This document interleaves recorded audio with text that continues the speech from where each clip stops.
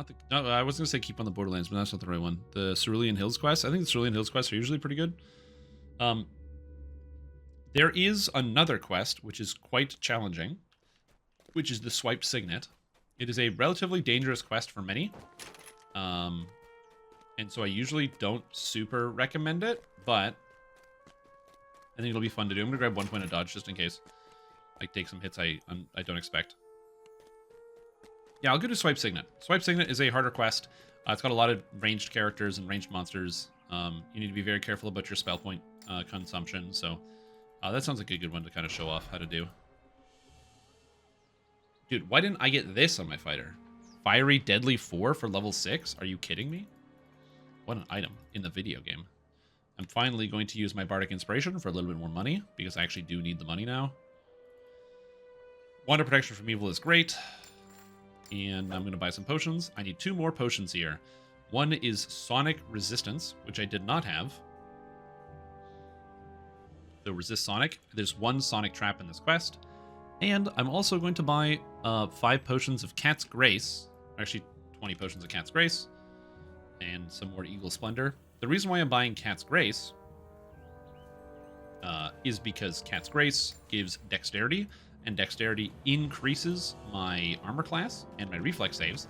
And that is a little bit more relevant because in the adventure that I'm about to do, there's a lot of ranged characters that shoot you with bow attacks that can be very annoying to deal with, and also quite a lot of spellcasters. So I want to be able to dodge most of their extra attacks, and +2 armor class going from 22 to 24 will actually be a sizable increase compared to where it used to be. Additionally, there's also a lot of spiders in this quest, and a lot of them are champions. I would say the most dangerous room is the large spider room, so we'll see.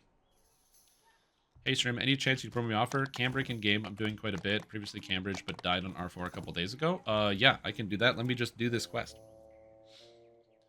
SLA? Oh, good call. I literally did forget to do that. Thank you. Good call.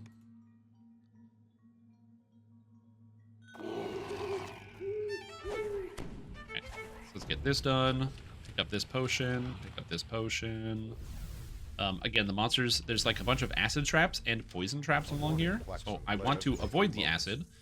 And I should be able to jump over the acid traps. But again, we'll see. I might eat a hit. If I eat a hit, that'll be bad for me because it's 2 traps back to back. But again, so wait and see. Go, Mullen. Get him. Yeah, I should be able to just jump this. Jump. And jump. Again, because I have the jump skill, it's 13. I can go over top of those traps. This gives me an extra box here. Fortunately, glass spiders don't attack. So even when they're dangerous-looking champions, it's not that big of a deal. And I got myself a rem chest. Very cool. Just don't get hit. I mean, honestly, a very good move. That would be a recommendation here. All right, there is a poison trap on the way back. With my fighter, I ran through it. But this character is not a Warforged, so I cannot do that. I also need to be very careful about the Black Widows, because the Black Widows can cause you to become webbed. They have a webbing attack, and so that would be very dangerous if I did get webbed. And then finally, the last dangerous part of this room is there's a spider in the back here called Grudge. I cannot see it. I know it's here. There it is. And it did not spawn as a champion. If it does spawn as a champion, that can be really dangerous. But it didn't, so it's not dangerous at all. Yeah.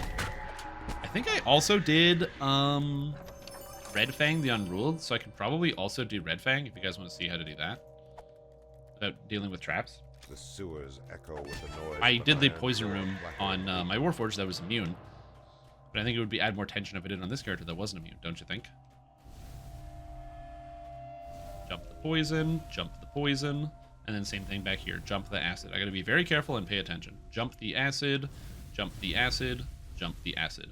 You probably could time it, but I don't trust that. I would just jump it.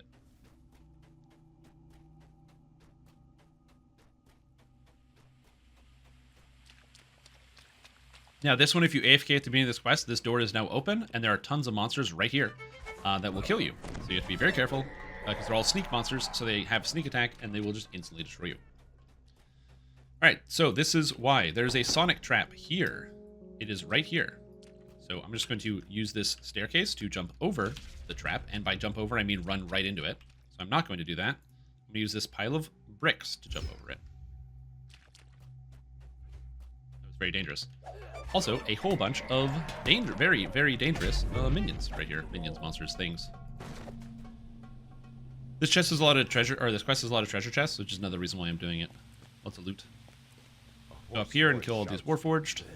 Just give them the old shout. If I'm ever nervous about something in a fight, I can always just open with Soundburst instead, which is a good way to handle these situations. Additionally, I can also use Molin as cannon fodder. I can just send Molin in to go fight somebody, and then he'll take a bunch of damage for me. I can also, I guess not on Molin, but some of the hirelings actually have an ability called Divine Vitality, and Divine Vitality allows you to get spell points back. Pretty good. Also, there's so many stealth champions. Stealth champions are so terrifying, because you don't know they're coming, and then when you see them spawn in front of your eyes, they're already attacking you. So, there's a whole bunch of monsters here, and a bunch of ranged monsters here. I don't want to die, so the trick is, actually, I'm just going to run this way. By falling down here, I can avoid most of the aggro on the like archers and stuff.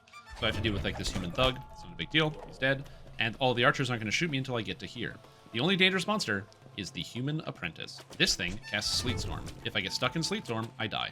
So I had to kill it right away. So I just got it at a distance. And then I'm just going to be running down, killing the ranged characters in more melee range, and working my way through here. As I said, there's always a way around something, and preparation is really the key. So as long as you know what you're doing and how to plan ahead of time for some of the monsters, you should be fine through most encounters, especially as a spellcaster, where you have so much utility. Like, I can just hit this button and hit somebody for 80 to 160 damage, if I crit. Stealth creatures here, same thing. I don't see them, so I'm just going to open with the ground-targeted Soundburst to hit them all. Hit them all! This is the only shrine, so I'm going to shrine here.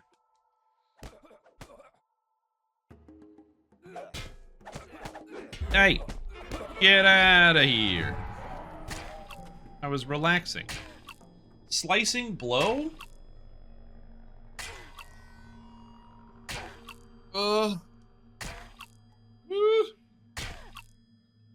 Yeah, I guess I'll wait.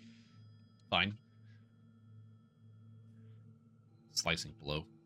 Also, my characters use Magic Device of 22, which means after this I'm going to be picking up Shield Wands. Shield is protected from Magic Missile, which is a very dangerous ability. Several monsters in this quest have Magic Missile. In fact, if there's a champion with Magic Missile, they can kill me in one spell. So I have to be careful about that because I don't have that ability. There's also a Sonic damage trap here, so I'm going to try to jump it. I succeeded. Then you look at the door, it spawns Quinn the Quickfoot. And you go. So headcanon, Quinn the Quickfoot, I don't think is representative of the Quickfoot gang, given that the Quickfoot gang shows up in level 10 and 11, 12 quests. I think that Quinn the Quickfoot is basically just some idiot who just sucks. And so as a joke, a lot of the other Quickfoot gang members are like, yeah, Quinn, you're amazing. And he's like, oh yeah, I'm like so good. They should call me Quinn the Quickfoot. And they're like, yeah, Quinn. Yeah, you're totally Quinn the Quickfoot. And it's just like a joke. That's why he opens up with "Tremble before the might of Quinn," but he's like a huge pushover. Exactly. He's just like Wimp Low. They trained him wrong. It's a joke. There's also stealth creatures over here, and when you open the door, they hear it and they start charging it at you. So you want to kill these ones. So now I won't get attacked from behind when I open this door. Also, there is a apprentice here. I want to hit the apprentice right away, and I missed. Apprentices are the most dangerous things in this quest. Technically, the spell slingers are, but whatever, it's fine. Oh, there it is. Quickfoot casters. They have magic missile. More of them. Get them.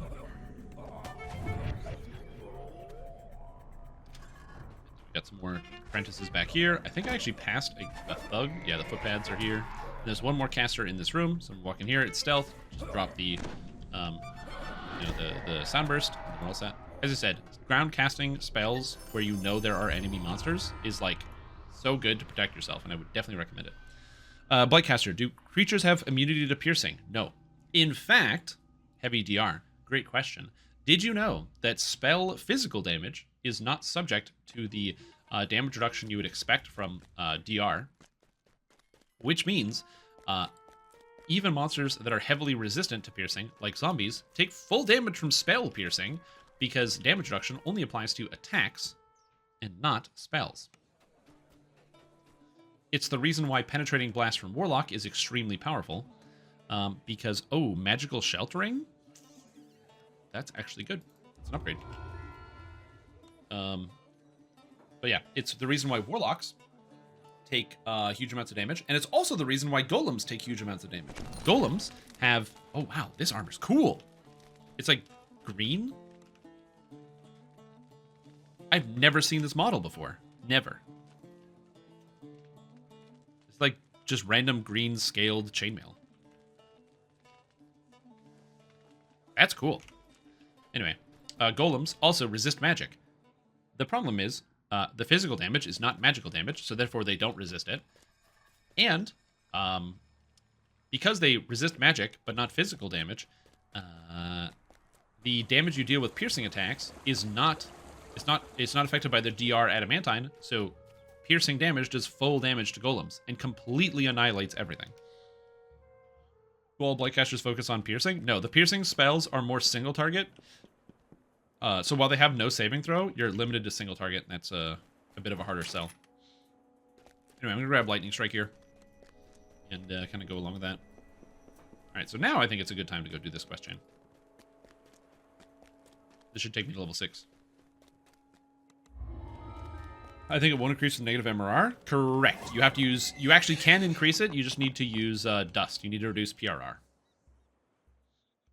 You need to reduce a monster's physical resistance rating for your piercing damage to do more, which is why as a Blightcaster, you will likely want to have Dust and Ash at the same time to really max out your damage if you are hybriding between the piercing as well as the force and... Or not force, the piercing as well as the acid and poison. Piercing damage spells are significantly, like, leagues better than force damage spells. As I said, it's the reason why Penetrating Blast on Warlock is so good. Because you don't really want to be doing force damage, you want to be doing piercing, so you can scale it. Even though it still uses force spell power. It's weird. It's weird to put that together, but yeah. I'm mildly nervous about the fire elemental, but I do have some baseline fire resistance because I am in fact a tiefling, and tieflings get infernal ancestry, where they get fire resistance at my character level. The road to the west. So it should be okay.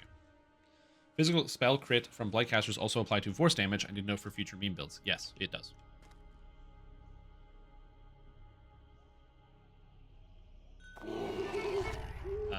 Oh, and somebody asked me why I was using the Tiefling Scoundrel. Because it makes noises when I cast spells. That's it. I have no other motivations or reasons. It just makes noises when I cast spells. That's all I got. I get to play a fiddle. That's when my character is fiddle faddle, my ears hurt, because by the end of watching this, you may be tired of hearing the fiddle sound effects. I won't be. You might be. The Orc Raiders have thrown up a crude barricade across the road. And now I have the extra lightning damage on hit on all my sonic spells, which is very good. Also, I'm talking a lot and not drinking a lot of water, so I will talk much less during this quest than normal, because I am hydrated and I need to drink water. So I'm going to do that.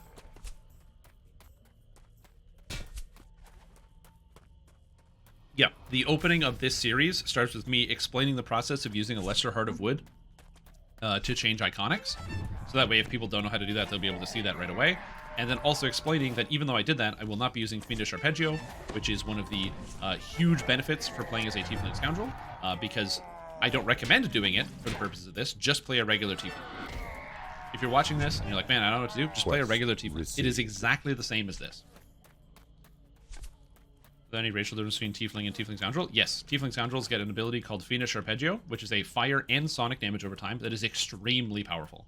This is insanely good. I'm not using it because you wouldn't have access to it if you were trying to copy this, because you would just be using a regular Tiefling, since regular Tiefling is free and Tiefling Scoundrel is vigorously not free. It's like 2,000 DDO points or something. Important note, or a question you might be asking is like, oh, so it's like pay to win because it's like better at endgame? No, the Tiefling Scoundrel is not better at endgame. You do not really use Fiendish Arpeggio at level 30, which you could. Thanks for answering all the questions people have, by the way. The game is quite complicated, and having a stream and videos has been super helpful. Yeah, that's actually how I make my money, is DDO being just endlessly complicated. So people go, I don't really understand what the fuck is going on in this video game. And I go, yeah, no problem. And I explain some of the concepts, and then all of a sudden, boom, out of range. Okay. Okay. sometimes when you ground target, the game will like target beyond the floor, and it'll tell you it's out of range because you're targeting like the skybox. So you gotta be mindful about that. Yeah, so there is an upgrade for Fiendish Arpeggio called Ash Imprisonment, and what this does is it makes the monsters have to make a save against your perform check, or they become encased in stone. It works on Reapers actually, which is why Tiefling Scoundrel's God tier for like as a Spellsinger or Hardcore League, because you can actually level on Reaper mode by playing as a Tiefling Scoundrel. You don't have to play a Stormsinger, just play a Spellsinger, and then use Fiendish Arpeggio on every Reaper you encounter, which is good. Pull them out. Isn't the DC on that? Well, it's based on your perform, so yes. I'm running low on spell points. I don't like this. Next quest I'm about to do has a lot of shrines, so I'm not too worried about my spell point management, but here it's just mindful about the monsters. Give me a second. I may be less responsive to chat because I am making sure I don't die, and we're good. Just Armok now. Armok. Now there is a trinket that drops out of here that gives health and fortification, and if I get it, I'll be very happy. The local orcs will think twice. Hi Strimtom, new player, and I love your videos. Almost ready to incarnate. My first time lock, probably going into Bard with some, probably going. God, use periods. Please use punctuation when you type on the computer. First time from lock, probably going into Bard, a Bard of some kind. Any advice running with 2 more people? Yes, use punctuation when you type on the keyboard. It helps people understand what you're saying a lot better. And communication is really key. In a lot of different avenues in your life, you're going to encounter, people who come from different backgrounds who, you might not always see eye to eye with in terms of many different things. Something simple like disputes over what you should eat, or different types of even just personal opinions about stuff. And communication is key. So to make sure people understand you, please use punctuation when you type on the keyboard. Second, yes, here's my advice. You're going to be playing into a Bard of some kind. This ability here, Sustaining Song, and this ability here, Inspiration Melody Frolic, lets you permanently heal everybody all of the time, which is really, really good. And also, Frolic lets you avoid all crowd control. Just take these, buff people, and then everything else you do doesn't matter. You can play a spellcaster, you can play a melee, you can play whatever, just have this effect, and then use your Inspire on people, and you'll be very happy with yourself. Local orcs have transformed this cave into a shrine. Something glimmers nearby. What? Spell defense ready to your poison? I suggest malicious compliance. A groan dude, from the there's a lot of nearby messages. cot Sometimes it's hard to shows read that during the this day. orc elder is alive, though not in any condition to receive guests. Trim, could you LTR on a regular server with Iconic to change the Bard level of Stormsingers or Northern Hardcore? You can do it whatever server you want. Important note, you can also do an epic reincarnation. So say you wanted to play a Scoundrel Stormsinger, but you don't have a Lesser Heart of Wood. Just get to level 30, do a epic reincarnation back to 20, and during your epic reincarnation, just choose Stormsinger instead of regular Bard. Yo, glad to help Arctic Wolf Gaming. Is eating peanut butter a nuttable offense? A nuttable offense? I'm not familiar with the term nuttable. Like, I assume that's a play on words, but I don't know what word you're playing on, so I don't know. Ahead is a small fountain. So many great flanked punctuation by marks. 2 True. large Big true. bears. Fortunately for you, these particular bears. Again, I'm not trying to be the grammar police, but like, if you write a comment on my YouTube video and there's literally no punctuation in it and it's more than 4 lines, I skip it. I don't have the time. It takes so long to like try to decipher what somebody is saying when they could just like separate their ideas. It's not like me being a stickler about grammar. It's like, that's not even how you speak normally. In conversation, people take breaks, take pauses. When you talk to a friend, you're not just saying every single word back to back to back and taking no breaks between any single sentence, because last week I went to the store and I had to buy some dog food, but they didn't have any dog food, so this morning I had some breakfast cereal and it was really tasty and delicious. I really like Reese's Puffs. I put some milk in it, but actually, did you know that there's a 280 million zillion ants that actually exist on the earth? Like, what I just said makes no sense, because I didn't put any punctuation. Because you wouldn't talk, that's not how you talk. A screen So don't blocks type your like that, path, please. decorated with masks and And tokens. I don't accept the excuse of, yeah, but English second language though? Because, I didn't realize that in Spanish or German or, other languages, They also didn't use any forms of punctuation. Please, save a stream. Use a couple periods and commas. Just one or two. Oh, sorry, feel bad. Now it's my bad. Feel bad. Oh no, don't worry about it. This is just me giving a general piece of advice to the future. Also, Reese's Puff song, very good.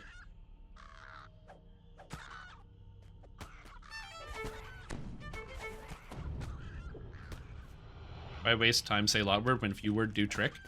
Also, good question. That's why, like, I don't get upset at people who are, like, who don't speak English as a first language when they type in chat. Because, number one, dude, I can't speak any other languages. So somebody, like, trying really hard to, like, type out a message and they're not sure if they're getting it right in another language, that's brave as hell. Get them. Type that language you don't really understand. Because they're at least trying to communicate. Like, that's awesome.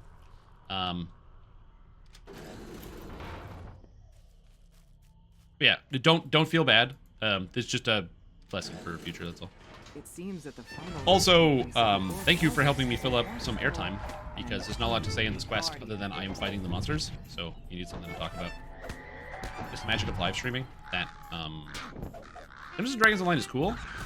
It's not always that interesting. Also, dude, it's like, oh, there's ravens, they're all dead. Oh no, is there a raven up here? Nope. Don't they teach French in school everywhere in Canada? Yeah. The skull of an orc elder. Yet who I was literally sent got the here bottle to to smoke, plunder this so I don't have to sacred cast site? Blur. And why? Amazing. Is not speaking any French Quebecois a problem up there in Canada? No. It depends on where you travel to. There are obviously small towns will have areas like just language droughts where people don't speak, they only speak one language. So that is a thing. So you might go to like a rural town in like Quebec where nobody speaks English. But in any of the larger cities, you don't really need to speak French. So like in Montreal or Quebec City, it's helpful, but you don't need to know how to speak French. It's like, yeah, if they want tourist money, people, you know, there's always somebody there who can guide you in English. And yes, I did learn French in school for my entire life. Every year we had to take French. And you know what's really crazy? In school, every year you have to take math. And I bet half of the people in chat that took calculus or like functions in high school probably can't do any functions right now. If you don't use a muscle, you forget it. And I just didn't use the French. And does Pig Latin count as a second language? Yes, it does. I am not fluent in Pig Latin. It's very hard. Remember when I was a kid, I was obsessed with Pig Latin because there's an episode of The Simpsons where Bart and Lisa start speaking in Pig Latin for like the whole episode. Certainly wouldn't do that. Even with some calc, you're a computer science major and also a total nerd who plays games like Factorio for fun. Of course you know calculus. Doesn't count. Yeah, give me some differential equations. Yeah, exactly. Yo, hit me up with that y equals mx plus b, fam.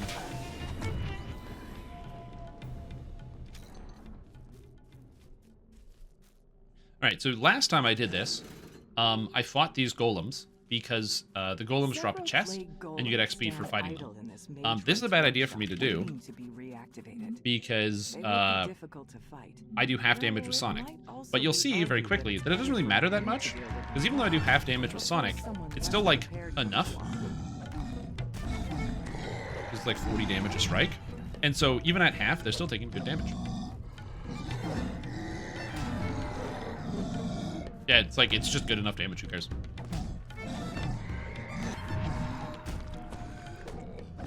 Easy game. Now, the final room is terrifying. I have 20 fire resistance and 6 magic resistance rating. That means its produce flame will hit me, the final boss, will hit me for somewhere around, like 35 to 40 damage per hit. UMD. And, even more impactful than this, I also can't send in the hireling first to get aggro. Unless I can. By sneaking, I can force the boss to aggro, force it to go after the hireling instead of me, and now I can start just laying in damage into the Ancient Mag Brute. I have to be careful about the methods that I can't see. we're okay here. They're all dead. Again, drop down more sound bursts under my feet because I don't know where the methods are. I just know they're coming for me, and the room is easy. Chunk of the creature. The heart of an ancient magma brute. There's something. And I got another chain shirt. Dude, they're just throwing chain shirts at me. Hello. Hello. Eltrim BR. Ian Yo, what's E. up? Dot Re. I heard No, that's not that you like punctuation. That's true. So yo dot you wouldn't mind some punctuation. Like God. the inverted exclamation mark or the inverted question mark, which is better? The inverted exclamation mark or the dot, the inverted exclamation mark or the dot, the inverted exclamation mark or the dot, the inverted exclamation mark or the dot, the Rip Bozo or the Gordon Disgust. The Rip Bozo or the Gordon Disgust. We don't have a Gordon Disgust. The I'm Rip so Bozo sorry. Or the Gordon Disgust. Uh-oh. Rip Bozo, dude. Before she disappeared, Lily Hargrove. That's a real Rip Bozo. You think me playing poorly is Rip Bozo? No way. All you see when you enter Doubled every is an 2 minutes. old How long woman until it sitting enters alone by the orbit? fire. She doesn't seem to notice you. Speed is doubled every 2 minutes? I don't know. Her thoughts Well, the clouded car is by on the ground, so, and the car doesn't have lift. So presumably, over her face. you would need enough speed to get exit velocity while on the ground. You find a dull and And I have rusted no sound idea among the other what garden tools exit in the velocity toolkit. is with a vehicle with no lift potential. Or a very small lift potential.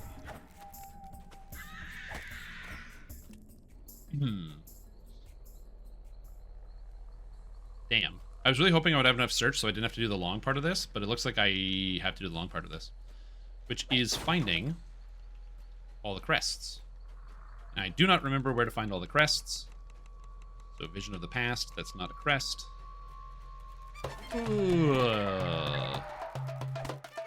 How did I do this the first time? Did I do that on this character before? Or did I not do these quests? I honestly don't remember. Anyway.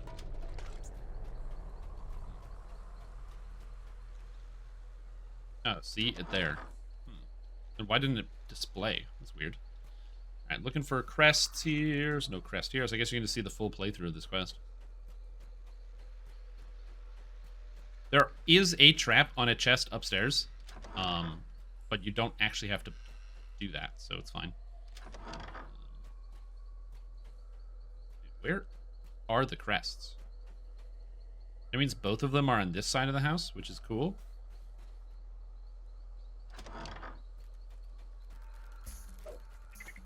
Okay, kill the infestations. Love this.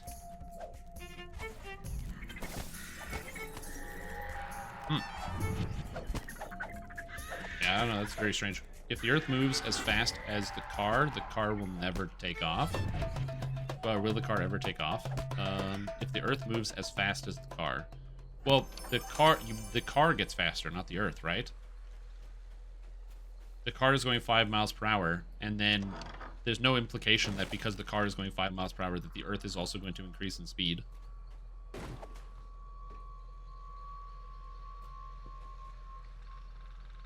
I missed a room, but I don't know.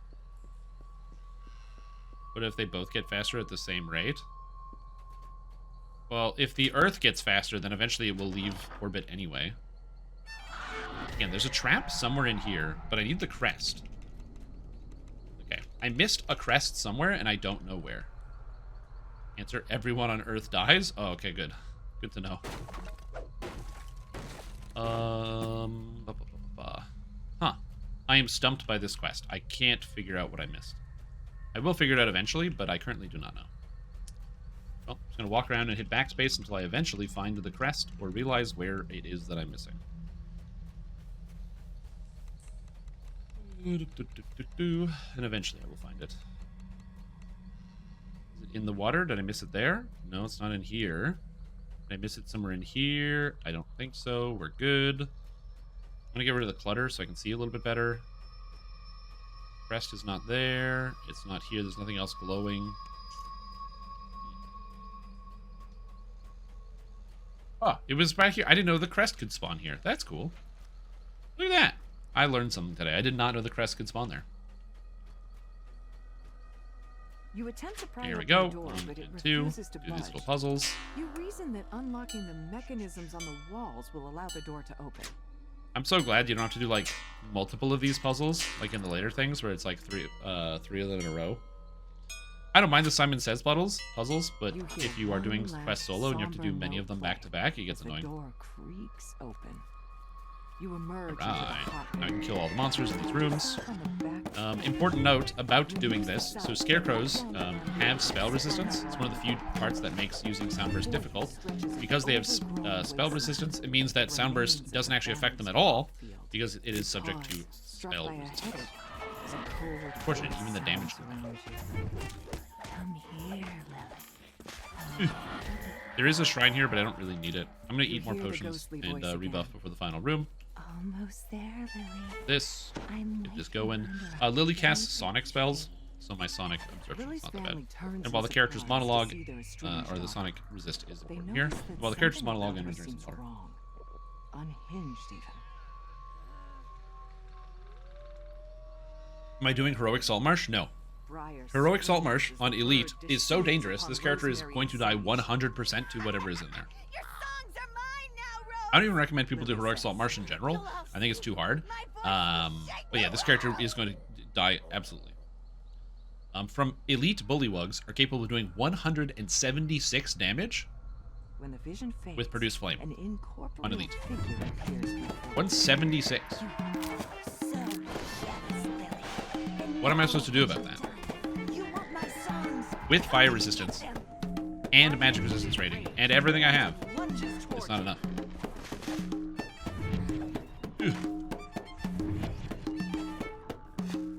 Exactly, I die. So the solution is don't You do read the Saltmarsh. song lyrics If I was written maybe on on the like the page. regular server, You found then maybe I Rosemary's could think song about doing Saltmarsh, but on most of the hardcore, pages are torn and missing. Perhaps there is something hey, I else got the nearby kinetic that can sphere deliver and a sound sheltering back to the item. gatekeepers. You realize that Rosemary's they lessen the parent damage has because learned to before they were repeat doing parts of her 365 damage songs. with it. With Yep. the bird in tow, you can They actually did finally nerf return to Saltmarsh. the For those of you that are gatekeepers. unaware, Remove Saltmarsh this monsters cursed came down beast by behind you. 33% in hit points. Alright, that's right. They used to have 50% more health on day one release. And I did a lot of kicking and screaming to get them to change it.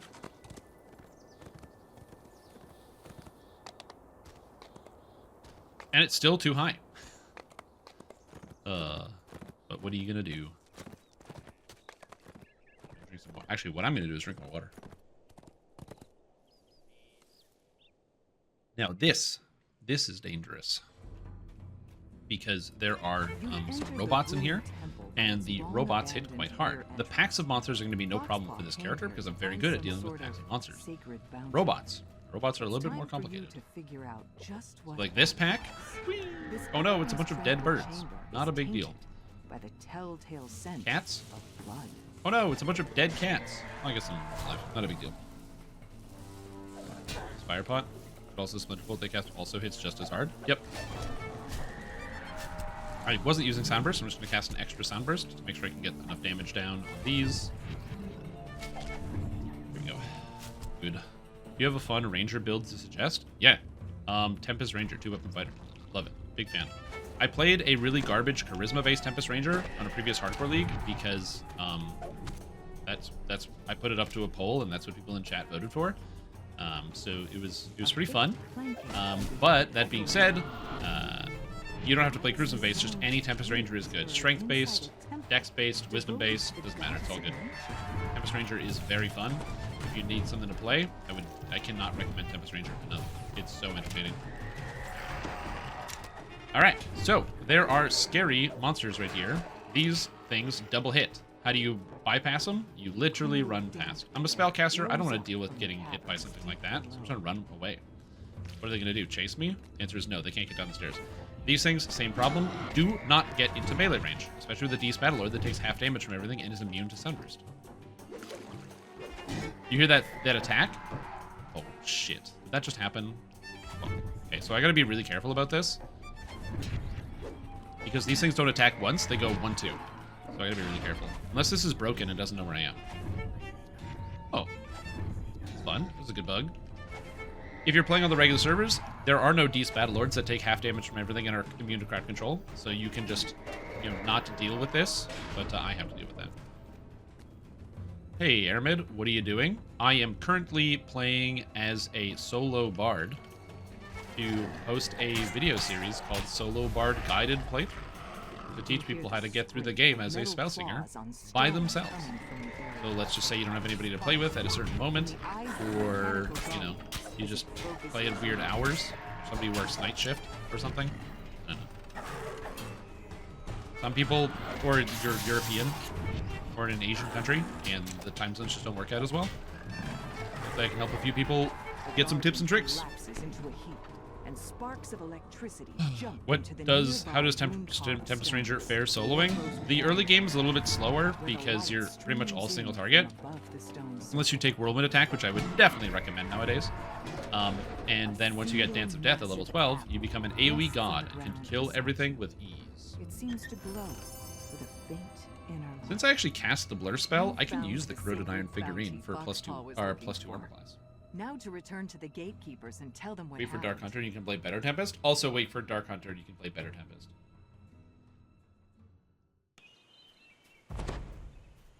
I'll take the extra armor class, and I'm at 25. Max dex bonus 7. Dexterity bonus 0. Any weapon to suggest for that Tempest? If you're playing regular dex... Ooh, rare? Give me that XP. Oh, and a treasure chest? I'll take that, actually. That's a good idea. If you're playing as a regular Tempest, I would say Scimitars is good for dex. Scimitars and Rapiers are both perfectly fine. If you're going Strength, I like Khopesh or Longsword, personally. Both are very good. Yeah, so if you're doing dex, use either Scimitars or Rapiers. And if you're doing any other stat, I like Longsword or Khopesh.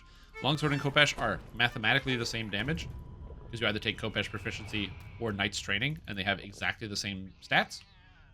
So it doesn't matter which one you decide to take. Just whichever one you happen to already have existing weapons. The nearby tokens are Kill Captain Guldag, who is a Kenya. Well, not anymore. Sorry, bud.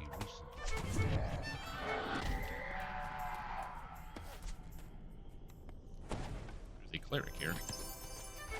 I got a Periapt of what? Not even read it. Periapt of proof against poison. Alright. With Dark Hunter, is going int based going to be the way for trance and skills? I mean, if you're a first life character, yes, because you will need enough intelligence to be able to disable everything. If you're a multi-life character or a completionist, or you just have a bunch of Artificer past lives, you can still go dex based and grab the dex trance out of Horizon Walker.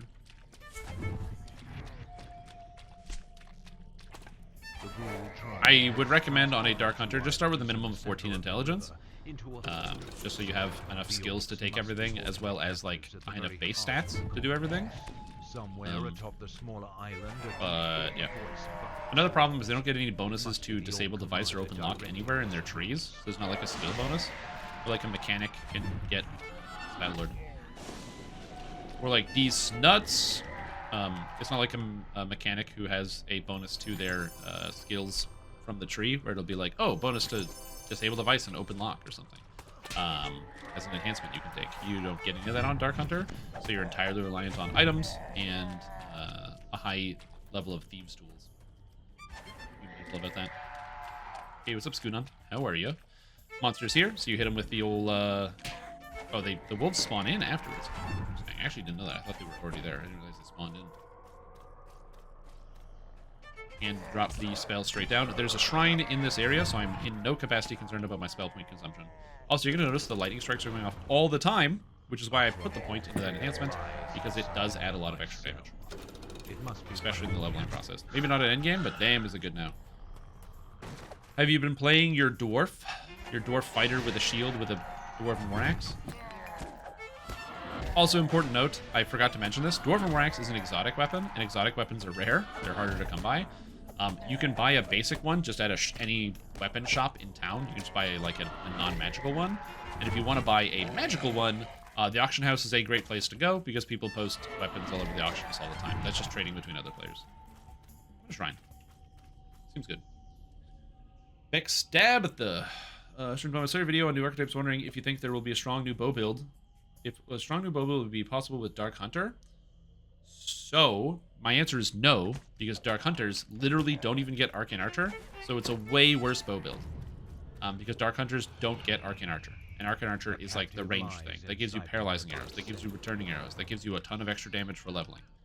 So no. Dark Hunter is not really designed to be a ranged character and is much worse with bows than a regular ranger. So if you want to play bow ranger, use regular ranger. I would recommend that. I don't really recommend playing Dark Hunter unless you want to play without Arcane Archer, which means you're using Horizon Walker and Deepest Stalker, which is not necessarily bad, but will be tragic for leveling because the damage ramps up in the late game and not the early game. And found the same two-handed sword you found in your fighter playthrough? Oh, hell yeah. Yeah, until you get, like, the right weapon, just use whatever two-hander you pick up. Monster damage in the early game isn't too crazy, so you don't need to care about having a shield right away. Captives taken from the Cerulean Hills has been ended. I think it's better for ranged because I'm pretty sure sneak attack damage do more than imbue dice. I mean, again, it depends. The main issue is the leveling. Like, the words that I saw was especially on hardcore, and if you're on hardcore, you need to level. And, you know, making your leveling path as easy as possible is kind of important. By hostile Gruul tribe orcs. Imbue would probably not be as great, but it looks neat, yeah. If you have Rage Completionist, you can do funky stuff with Elven Arcane Archer. You can, yeah. Alright. So now... I am going to do one more quest. I'm going to do the quest Red Fang the Unruled. Actually, I could do the last quest here. I'm a little nervous for housekeeping, but I could do it. Devotion weapon is way better than a magnetism weapon. So that's awesome. So let's get Devotion on here so I heal for more health when I cast my heal spell. Reconstructed of Healing Amp. I do want some lightning spell power, so let's not do that.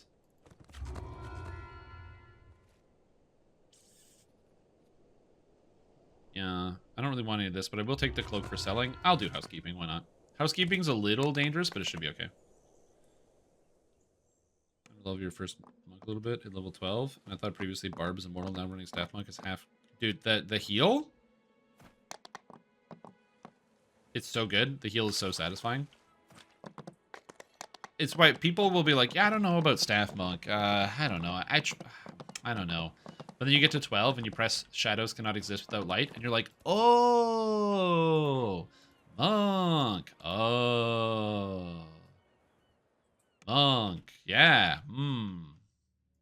Oh, I'm not doing this without a hireling. Nope. I need a hireling. Housekeeping is one of the harder low-level quests. I will do this, but not without a hireling. Let me get one. I actually kind of want to take level 6 before I do it because I'm just I'm a little nervous of the end fight. And if there's a lot of champs. And I need magic missile protection. I'm going to take my level. There are too many things I'm thinking of where I'm like, this is going to kill me, so I'm going to go take my level, and then I'm going to do it. I will eat the slight reduction in XP. We don't have any info about Dark Hunter Assassinate. That is correct. So I'm going to take my level. Where's the Bard Trainer? This also allows me to get better resistance potions, which will be nice. I'm going to do that. Because resistance 20 is super helpful. Also, I'm going to be picking up Empower Spell. This character is a spell-like ability junkie and runs on spell-like abilities, so it's very good to have. Also, +1 to all my DCs is very nice here. Alright, Potion Vendor. So, I'm going to sell all the crap I don't need. I don't need a kinetic sphere, it's useless. Weapons I can't use. This resonating weapon is fine, but I don't need to use it because I have a devotion weapon now. These cloaks I don't need. This is all armor. Correct. Taking out the trash, washing the windows, very difficult. Best to hire a specialist and level up first. Resistance potions for the odors, bacteria and such. Absolutely. I don't really understand what you just said, but absolutely. Resistance for the bacteria. Also, I'm at 8,000 platinum already. My god. I have so much more money than fighter. It's crazy. I'm going to grab 3 wands of shield so I don't run out. It's really important. Shield wands. Lock. Lock. Lock. I get rid of this so I have an extra backpack slot. I do not need a water breathing ring. That's a waste of time. put my shield wand here, so I will always use it. It's important. I'm gonna get my extra backpack slot from Montague. Yeah, I'm rolling in cash. Oh, you're doing housekeeping. Oh, I got it. I got it. Sorry, I'm not good at correlating ideas. It's like whatever you watch. I think it's like Jeopardy. They have that category where you basically need to combine different ideas together. So it's like, you know, it's like this video game console was produced by Nintendo Entertainment in the 90s to compete with the Sega Genesis, and this maneuver is performed when you need to move one of your Pokemon from the battlefield back into your party to exchange it with another. And you have to come up with like the combined word, and the word is like, and you'd be like, oh, it's Super Nintendo Switch. It's like what you're thinking of, like what the answer is. And I find those types of puzzles like really, really hard. Anyway, buy 20 of these. I'm gonna buy 20 of these. I'm gonna buy 20 of these, and 20 of these, and 20 of these. It might look like I'm spending a lot of money on potions. I am, but these are now resist 20s, which is hugely impactful and will dramatically reduce the amount of damage I take from elemental. So I have more control over my destiny now. Maybe it's too strong, but Shadowhunter Destiny was like a shadowy dash that assassinate would be super cool. Like a shield rush, but darker. That is interesting. If you have ideas, please post them in the thread. The reason why I say post them in the thread is because I do not make DDO. If I did, that would be cool, but I don't. And so, if you have cool ideas for that, please post them in the thread. I like your idea. I think it's good. So please go to the DDO forums and post in the thread with your cool idea. It's just what you read in the builds, 41 points stalwart. No. I do explain it in the video, but basically, you want to grab the stalwart defense first. As soon as you can. So grab like the 1 point here, and then get the thing that gives you physical magical resistance rating, and then the stalwart defense stance, because that reduces damage you take by a huge margin. Then I went Warforged for the racial, so I could get the extra repair amplification. In your case, you're a dwarf, so I guess you don't spend any points in the racial tree, and you would just jam the rest of the points in Kensai after that, yeah. So it's like 6 points in here, in the stalwart defender, and then just jam the rest in Kensai. And then when you can't jam any more points in Kensai, go back and put more points the other way around. Does that make sense? Alright. Let's do this quest. I thought you were going to do all of Tangleroot so we can have another S6... No. I will do all of Tangleroot. That is true.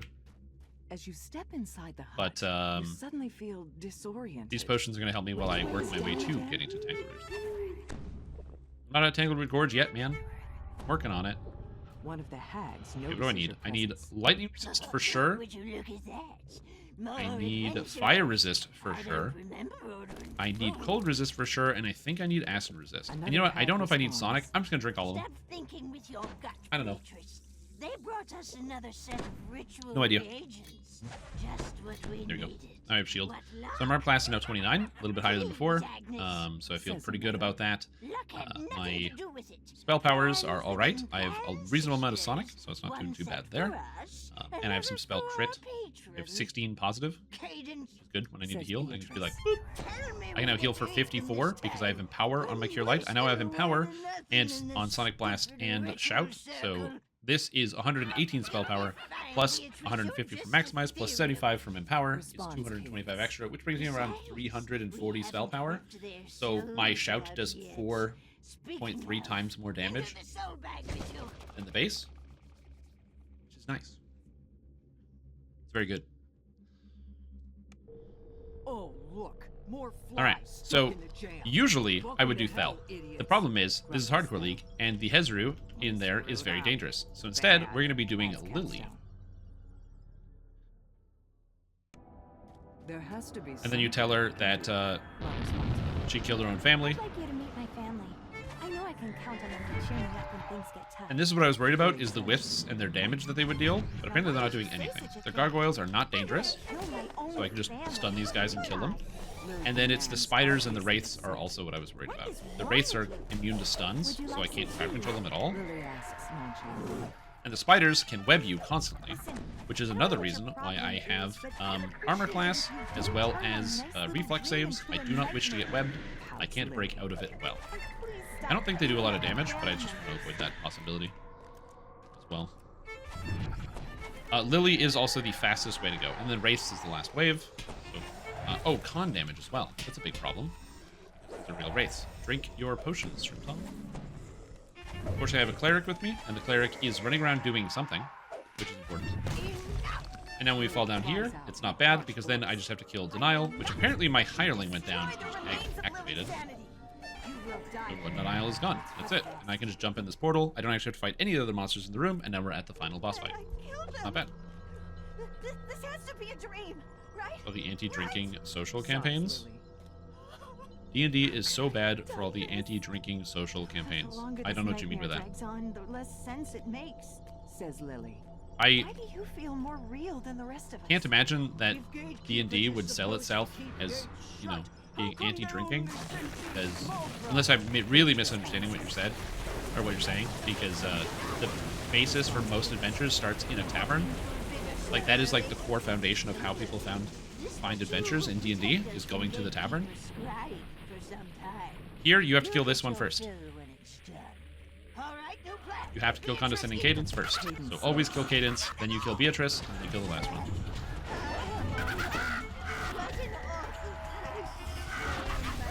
And it's over. Not too bad. I was kind of worried about this. So it's anti-drinking, starting to tavern, the next thing you know, there's goblins everywhere. Oh, I see. Yeah. You ever have that feeling when you head out to the local tavern, you have a few beers, and then boom, goblins? Yep. Yep. Happens all the time. Classic. Alright. So now I have to do some more level 4s now that I'm higher level. Before I go do that, I'm going to take a break and use the washroom real quick. It's time to go on an adventure. I'm going to do a couple more quests, get some more 4s out of the way, and then I got to go run Tangleroot Gorge as well. I should move around without Featherfall. I just forgot how that was. Wait, it's easier to move around without Featherfall? Do you not like Featherfalling? Ducap? I like Featherfalling. A lot of people don't know that you can turn off Featherfalling by just pressing the block key. So whatever you have keybound to block, if you're in the air and you press block, it disables Featherfalling, so your character will fall like a brick. So if you want to have Featherfalling temporarily disabled, you can do that, which is very good. It was an awesome change. There's been like a lot of like a lot of good quality of life changes. If you're wondering how I get through those menus so fast, you can keybind under options. You can keybind, go all the way to the bottom. The choices in dialogue, so mine is Shift F1. So when I get to a quest giver, I just hold Shift, mash F1 on the keyboard, and it skips through all of the dialogue. Important note, what I would recommend if you're a first-time player, read it, because the story is very good. It's just been 17 years. I don't need to read the quest dialogue of the quests I've already done 100 times. It feels very different. I don't know. I used to dislike Featherfalling because I didn't like the floatiness of it, but now that I can turn it off on command, I actually use Featherfalling like constantly.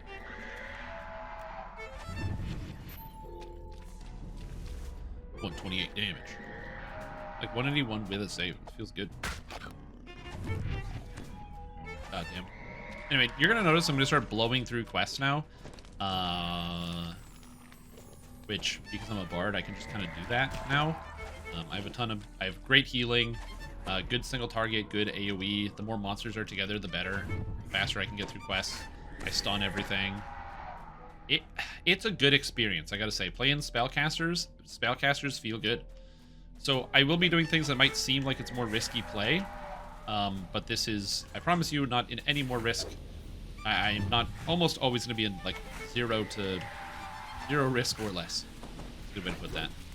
Waiting on my big cooldown, and bye, Sislick, you bastard. That's it. So I'll be burning through quests now in 1 minute, or 1 to 2 minutes. Anyway, no, in hardcore, I believe you can still do Dreaming Dark Quest at 24. Can you do it when level 24? I think Dreaming Dark is heroic, because it is a heroic quest, and you cannot enter heroic quests on Hardcore League. when you're in epics, so I don't think you It can. is oppressively dark. It's here. possible. I'm wrong. For a few I don't think I am, but it is torches possible. That might provide enough light to fight properly. I don't do Dreaming Dark on hardcore, so, you know. But I'm pretty sure you can't. I don't think I've ever actually done Dreaming Dark on hardcore. Did I do it on hardcore 1?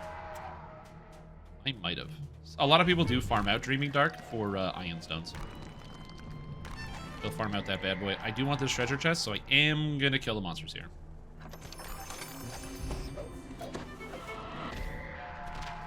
God, I love spellcasters. You know what's even better? I'm going to later get an effect here, but I get 1% faster movement speed per bard level. Yeah. Would you like to see a mass server in this game? If they can work out the performance issues in general, and also they can figure out how they are going to put everybody on one server, because that is not a simple challenge. Not even just from a technical standpoint, like the logistics of it are complicated. But if they can figure that out, yeah, of course. Having everybody on one server would be great. I've said before, a solution that may also work is having... I'm going to pull these guys out of the room because I don't want to get hit by spells constantly. Like, have it be rained on me. But one of the things I would like to see them do, if they can't do mass servers, is have cross-server play. So you can play with people on another server. You like open up a group and anybody on any server could join it instead. That way you don't have to deal with like moving guilds, which is something that they currently can't do. You cannot transfer a guild from one server to another. So you can skip that entire problem. And also they would also eliminate the issue where some people have like 50 characters on more than one server, and merging all of them would be kind of complicated. But you ignore all of those problems if you crossplay. But also, I don't know how to do that. So I'm not going to make the claim that it's somehow easier to do mechanically, because I don't know. Do you have a build guide for this tune? I've taken your solo fighter to 15. My target is 20 by the end of hardcore. A build for this? No, I don't have one. I could write one. I will have to write one for the video. So that is on the list of things that I have to do. I just started doing this kind of ad hoc yesterday. Oh, yeah. And same question. Wait, level 6 quests in the 12. Do you do those on hardcore? I don't think they're that bad, but I try to avoid them in heroics because they are rougher quests on heroics. The level 16 Wargrave University quests are not that bad at all. The level 12 and 16s are very good. The level 6, 12 quests are very dangerous. I would only do those if you're very prepared.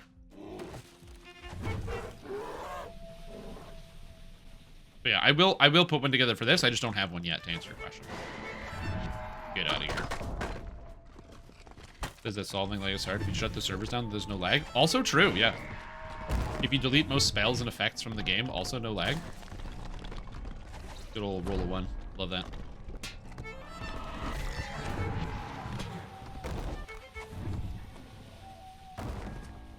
Sure how the population is on your server, but Glanda is pretty dead. Is Glanda dead? Just check the old DDO audit. DDO audit. DDO audit's a website where you can instantaneously track player populations from server to server, so you can know how many people are playing on one server versus the next, in case you want to do a possible server transfer.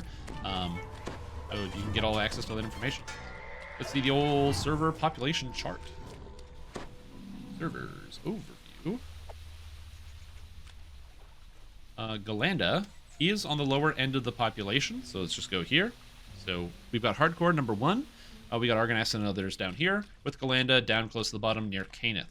So a lot of people are not playing on Galanda as much, so it may be a lower population server. It has about 2/3 of the population of Argonessen, which is the more popular server in the game.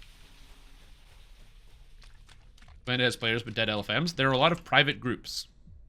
Yeah. Galanda is a server of guilds. So if you like being in a guild and playing with people in your guild, Galanda is a great server for you. But yeah, it is a server of guilds, with groups. Also, if I keep failing these saves against Earthgrab, this is going to be real dangerous. I'm going to try not to keep failing my saves. I don't know what I need to roll, but it seems like I need to roll a lot. Fortunately, I have a hireling here, and this is what hirelings are good for. That was spooky. I need to roll a 14. Okay, that makes sense. Yeah, I failed a good amount, and I saved, so 14 makes sense. But yeah, that is a Galanda specific issue. I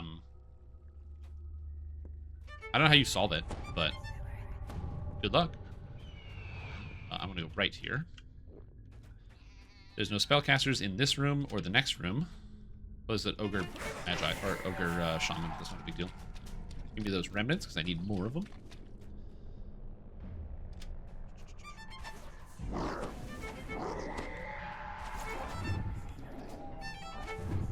Go, spellcasters, go! Remember, I do often remind people that one way to fix a buggy feature is to remove the feature. Yeah, it's true. Turn it off and your problem goes away. Well, it's sort of like, you know, when you're a kid and you're like, my arm hurts. And then your dad's like, well, I could punch your leg and now your leg will hurt and you'll forget about your arm. Yeah, that's true. The reason why I stall there is there's a trap that goes off when the golem gets up. It's a blade trap that is very hard to see. So you just let the elemental stand up, you wait for its health to get chunked from the hit, and then you walk past it.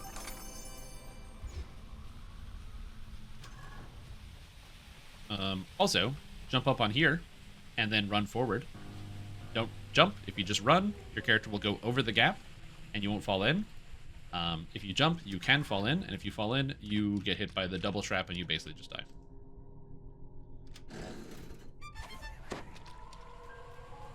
But yeah, so the issue of like a mega server, like most people, like there's very few downsides to a mega server. The few downsides are, assuming that we live in a future where SSG has figured out how to get the performance to work with everybody on one server, the few downsides are, one, some people have transferred from one server to another server to get away from players.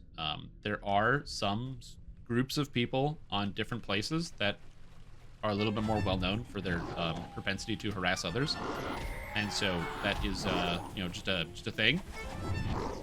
And so some people have transferred off of certain servers to get away from stuff like that. And then now they're all back in the same pool, so that would be annoying. Fortunately, you can still just ignore people, but yeah, no problem. And then, I'm trying to think of any other negatives, but that's the only negative I can think of. It's some people just want to be on a different space.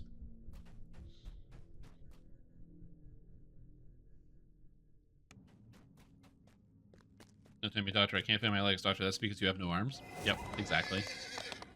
I can't feel my legs. Well, you shouldn't be able to feel your legs because you have no arms to speak of. I'm going to do this. I'm going to be picking up Spellsong Trance, which gives me +1 to all of my DCs. Because I think it's just better than anything else I can pick up here. Alright, items. Something good. This tune is a first lifer? You bet. I'm on Hardcore League. Made a brand new character, and I'm only using the items I pick up. Because this is for solo bard guided playthrough. Oh, that's a good orb, man. Evocation Focus 2 is pretty sweet. I'd like goggles of Evocation Focus 2, but I don't know if that's going to be possible. Reinforced, reconstructed, insulated chainmail of healing amp. Electric absorption with healing amplification on a skirmish chainmail is not bad. That's pretty good, actually. Let's do some other 4s. What are some other easy 4s to do? I think I'm going to do a couple of 4s in the Sharn Syndicate chain, the ones that don't require trapping. So I'll do the Stormreaver Fresco, and I'll probably do Dirty Laundry. Also, yes, less people would have DDO points, true. If there was one big server, you wouldn't be able to get your first-time server bonus for DDO points on every server.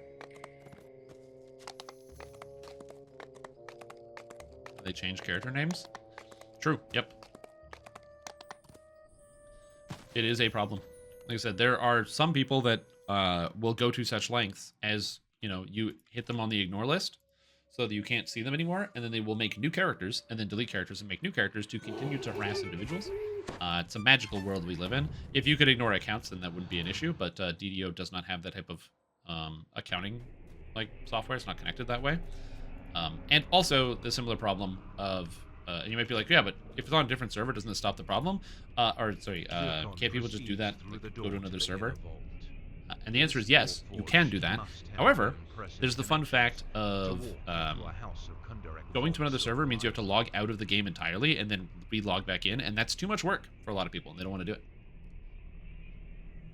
In case anyone cares, I can confirm I can still enter Dreamy Dark at 20 on hardcore. We'll check back when you're 24. There you go.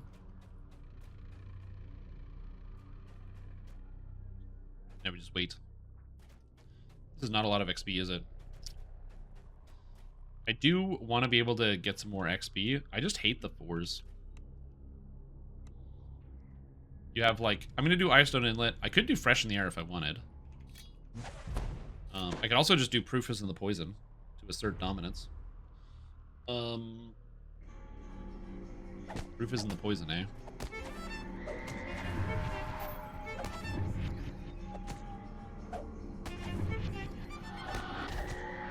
Do I want to do that? Maybe. We'll see. I don't know if I want to solo Proofs in the Poison, but I probably could. I'd be a little worried about my spell point spending. And running through acid. There are acid traps in there that do a lot of damage. I'm not worried about the monsters. And then mana issues. There's only one shrine is in Proof is in the Poison, and that's what makes the quest difficult. It's the one shrine. If there were more shrines, I don't think Proof is in the Poison would be that tough, but it is a one shrine quest. Although, having a cleric who has Divine Vitality makes it not too bad. What do you guys think? Should I run Proof is in the Poison or should I have to solo it? Will you need to kill these guards in order to escape? I'm using Fascinate as I walk over to the lever here, which causes all monsters to to just stand still. So I get the extra XP bonus for not killing any guards. What could go wrong? Great question. There we go. Now they can't do anything. Silly guards. The last set of and I get the treasure chest. Retracts, leaving the exit clear for you. And I got a discrete bonus for killing so few monsters. Wow. Experience points. Also, another keycap came off. I don't know why. I don't know if it's because I just started pressing my keys harder. Some people appreciate seeing Proof getting done. People are scared of that one and die needlessly. I agree. I actually think die needlessly is a very good description of that. I think you're right. People do die needlessly in that quest. So I will do Proof is in the Poison to show you how it's done. Not a bad idea. Swapping is done in launcher and not in client. I assume that's just because that's how it was designed. So. Successful Stormreach accountancy.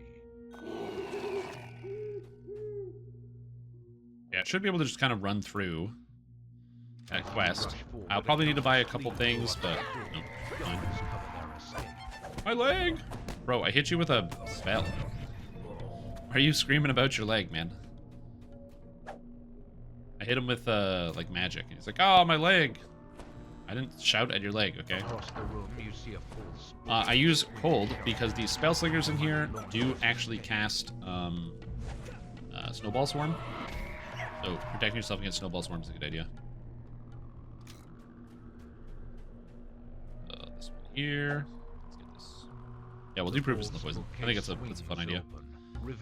Ignoring the dogs because I don't care. Hitting the Lore Masters because I do care. And then get them all. So I gotta turn I keep forgetting you have to turn the highlight on active. For this one, just hug the walls and wait on the traps. The spikes go up and then down. So just wait for them to be up and then run through it. You don't have to run through it when the spikes are down. Also, I did this quest probably 45 times in a row and always went left. I actually didn't know this right side existed until like a couple years ago. Because for just years and years and years, I never saw this side of the quest. Never. I had no idea that this was the thing. The strong room door is locked. You can break it down. Oh no, it's a Scourge of the Snow Peaks. Get him. Oh, they have... I forgot the Scourge of the Snow Peaks. Those spell resistance. That's cool. Give me a key. Oh, sweet. I actually got a key. I can't run the keys on hardcore because the minimum level is... the level of the challenge is still 1. So I can't use any of the keys I have on hardcore. I have to transfer all my keys off to the regular server, but it's still funny. But yes, you're right. If you have resistance potions as well as magic missile immunity, then proofs in the poison is not that big of a deal, but it still is for some. Shiny shilling. And so I'll do my best to kind of showcase how you're supposed to get through it. Fate demonstrates the folly of Also, associating item with a rem sharp chest. scent. Let's go. A robe I don't need. Let's go. I actually don't remember how much XP you get from proof. So we'll see. And like I said, spell points will be the bigger issue. But yeah, there's going to be a lot of like using hirelings to my advantage. So I will show you how to get through a lot of content with hirelings. I need to quickly grab a few more Eagle Splendor and Cat's Grace potions. And then yeah, I'll run proof is in the poison. I feel like it should be fun. So before you run proof, you want resistance potions. You want Wands of Shield. And any other defensive bonuses you can think of. Anything that you think will help you is not going to be a bad thing. So Eagle Splendor, I'll just grab like 20 of these. Cat's Grace, I'm just going to grab like 20 of these. I have to sell, so I'm just going to sell some crap. I'm going to give myself some extra selling power. Oh, that's a helmet of +1 to all spell DCs. Let's go. It was this item I wanted to hold on to.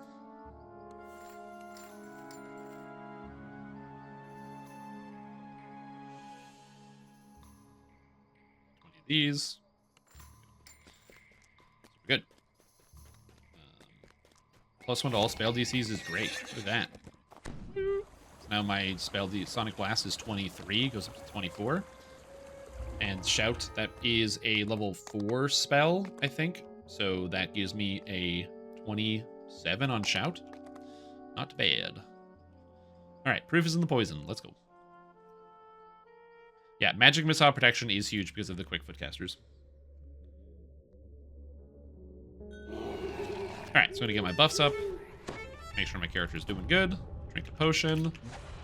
Drop my Wand of Shield. Drink a potion. And you want, the entire time, fire, lightning, cold, and acid resistance. The entire time, the quick foot casters do not mess around. This room is full of them, right here. There's already 2. Just blow them up. So the first thing I would recommend you do is come over here and kill all the casters. There are casters all over this room, and you want to get rid of them as soon as you can. Also, don't be like an idiot like me and just get caught on the slip and slide over here, which is currently what I'm doing. There is a big fire trap here, but the big fire trap is only active when you pull the lever downstairs, which is what I'm going to be using the hireling for. Fighter, fighter, Iron Fender, fighter. Not a big deal. Kill all those. I think that's all the monsters. Okay, so if you don't have a hireling, what you do is you pull this lever, go around, because there's a spike trap in the middle of the floor, hug the walls, go all the way up, and then when you get to the bridge where all the fire is, go on the edges of the room to avoid it. To avoid all the fire. I have a hireling, so I'm just going to dump a hireling on the lever. All the way upstairs. I'll be using more resources because I'm going to be explaining it as opposed to just doing it. So I will have to use like a couple more potions and stuff, but I should be okay. Come over to this side so there's no fire. Tell him to use the thing. And then when the door opens, just run through, pull the hireling to me, and then keep going. But the quick foot casters will cast False Life, so just keep that in mind. I'm not going to be breaking all the boxes. If you have a group of 6, you don't need everybody to fight all the monsters, so you can generally have somebody just running around breaking boxes and stuff. Again, there's more monsters here. I'm going to try to pull things together so I can conserve my spell points, because I don't want to be spending too many. And I should turn on Arius Orith, so it'll actually do stuff. Bye. When I have the opportunity, I'm going to use Arius to give me some extra spell points, because I do like that. He says, whatever you say, and then just does not do what I want. Give me your divine vitalities, friend. I do have to kill all of these, but as I said before, I'm going to be pulling these all the way to the end here, because I don't want to spend too many spell points. And if I fight them all individually, I am probably going to be spending too many spell points. There's a lot of Black Widows. The alert is going to play to my advantage, because with the alert, that means the monsters will move faster, and will get to me quicker.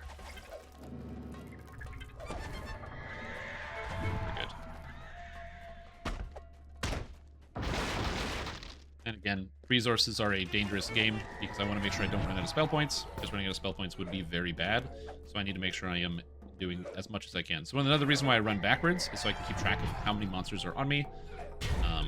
And when I get tripped like that. It sucks. And I ran backwards with a bunch of spellcasters. Again, this is why I have the Maximize, Empower, and Quicken, and why I did not drop the Heal spell-like ability, so I would have all the extra stats. All the defensive tools, and apparently I pulled half the dungeon, so let's see. This is like a little bit more stressful than the regular questing, just because there's more monsters. I also have to keep careful eye on my buffs. I want to make sure I don't drop anything. If I drop shield or anything else that's important, I will be in a lot of danger, so I don't want to do that by accident. There's a lever I'm supposed to pull somewhere. It has been so long since I've done this quest. Oh my god. I'm like, I'm supposed to go somewhere and do something. I'm gonna get some extra mana from this guy. You can actually move now while using Divine Vitality, or like they change it so you can move while using Divine Vitality. This character keeps like screwing up and not able to give me the DBs. I think it's because there's monsters in the room. Arias Oreth is just not able to properly like use his AI brain. Give me mana, dude.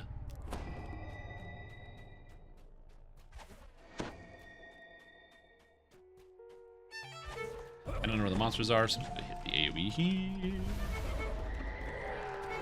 Yeah, a lot of like describing what I'm doing because there's just more tension. Is DV even in the game? No, it's not. But you can use it while moving. But yeah, they did take it out. Give me my spell points back. Good hireling. Great job. What was that? I saw a champ behind me. I don't know how far behind me or how dangerous it is. They also have salt crystals, which is a stun. You have to be very careful about that. I forgot that they have salt crystals. It's just not a spell that is available to players, which is also very interesting. My shield just went down, so did a bunch of my defensive buffs, so I'm going to have to rebuff here soon. I'm just going to kill some monsters and then get my buffs back up. Get going. So I'm just going to do a full rebuff here. So this is going to be like mid-quest.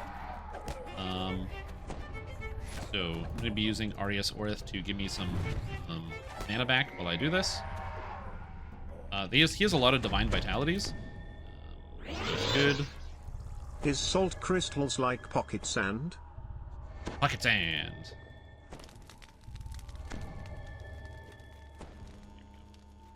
There's one shrine in here, so I just gotta be careful. And I will need to make sure Arias Oreth also uses the shrine as well. What would be the best solo character to play Sork? The best solo character... What? Sorcerer.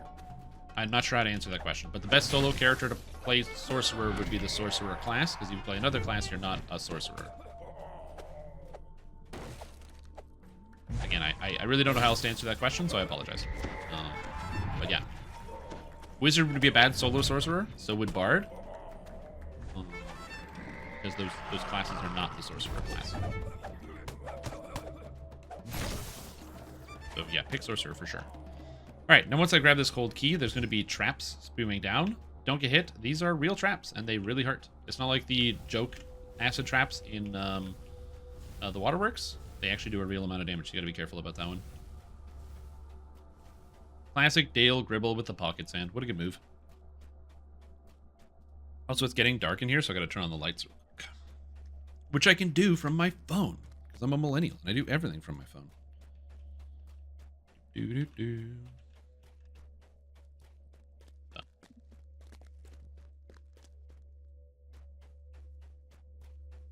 don't think there's any other monsters here that I need to be aware of.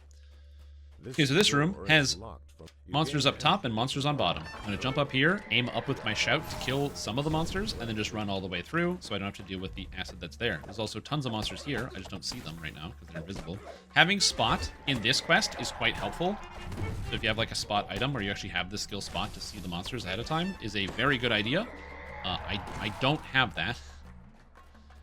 So instead, I just kind of like attack and hope that I'm hitting monsters and try not to get surrounded too bad. Tab is also helpful because sometimes you'll just tab onto monsters that you don't actually physically see, but the game thinks it's okay for you to see it. Also, be careful about when you get meleeed by champions. God damn. I'm quite close to a shrine, so I'm going to be a little bit more spendy with my spell points now.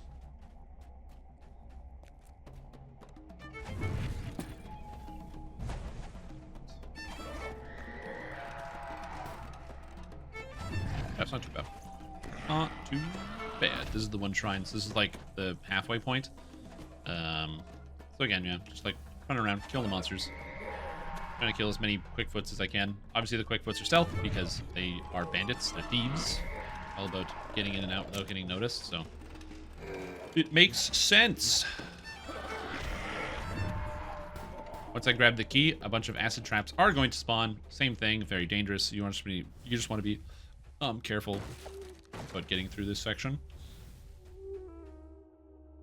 And I'm going to make sure both myself and Arius use the shrine so I can get Arius's divine vitalities back. That's pretty good. I do want to have the extra divine vitality. I could give Arius the buffs, I guess. Is there honor among thieves? I haven't seen the movie yet, so I actually don't know. What if in the movie there is no honor among the thieves? You know what I mean? So do that. Give Arius some buffs. I don't actually know if he needs it, but he might. And then I'm going to grab all of my absorptions again, making sure I have all of them.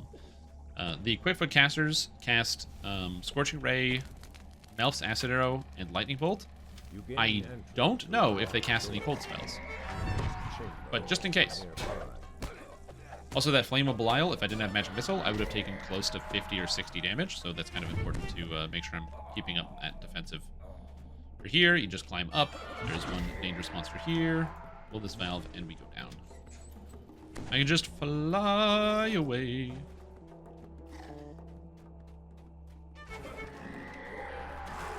What are these spooky and scary monsters? This room is a bunch of acid. So because I have acid resist, I can literally walk through the acid because I have resist 20, so I don't take a lot of damage. If you don't have acid resistance, you have to be more careful. But I have acid resistance because I took it. Ah! Stuck. Also, I just took a bunch of acid damage. That would have been like basically death if I didn't take reduced 20, because that would have been somewhere around like 80 acid damage from just like me stepping into and out of the acid really quick. By thinning out the Quickfoot gang, So that's kind of funny. will be met with less resistance. Salt crystals. Okay, I didn't even see the caster here. Stop being stunned, please.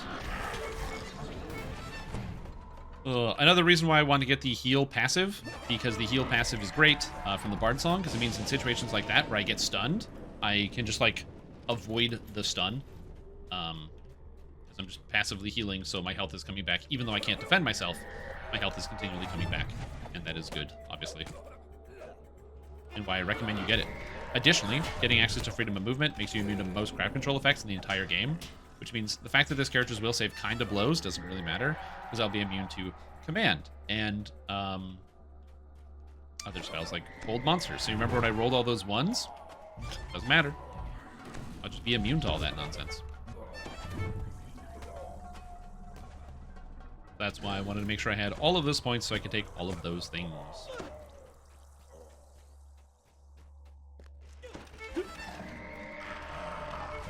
But after this, I think this should get me to level 7. So I think I'll take 7 and then probably run Tangleroot Gorge. So I can get access to House P buffs, because House P buffs are kind of good. Get Arius Orth to give me some extra DVs. Thanks, buddy. Get some more DVs, thank you. My buffs will last long enough to the end of the quest. I just want to make sure I have a lot of spell points so I can just be... I don't have to worry about being conservative with my points. Alright. I like how they also do this weird loop where you come back to the beginning to finally have the key to get through this door. It's just kind of funny the way it works out. This door is locked from the other. You gained entry through the locked down. They will be less organized and easier to Oh, deal treasure with. chest. I forgot.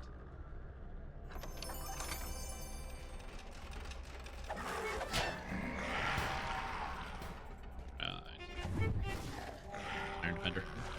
If you have lockpicking, you can open that door and get an extra treasure chest. I don't, because I'm a bard, and bards unfortunately don't pick locks. It'd be kind of cool if they did. Maybe that could be a new archetype in the future. A bard that can pick locks. Also, this guy is so tanky. What the hell? I didn't realize how much health Orin Zatlow had.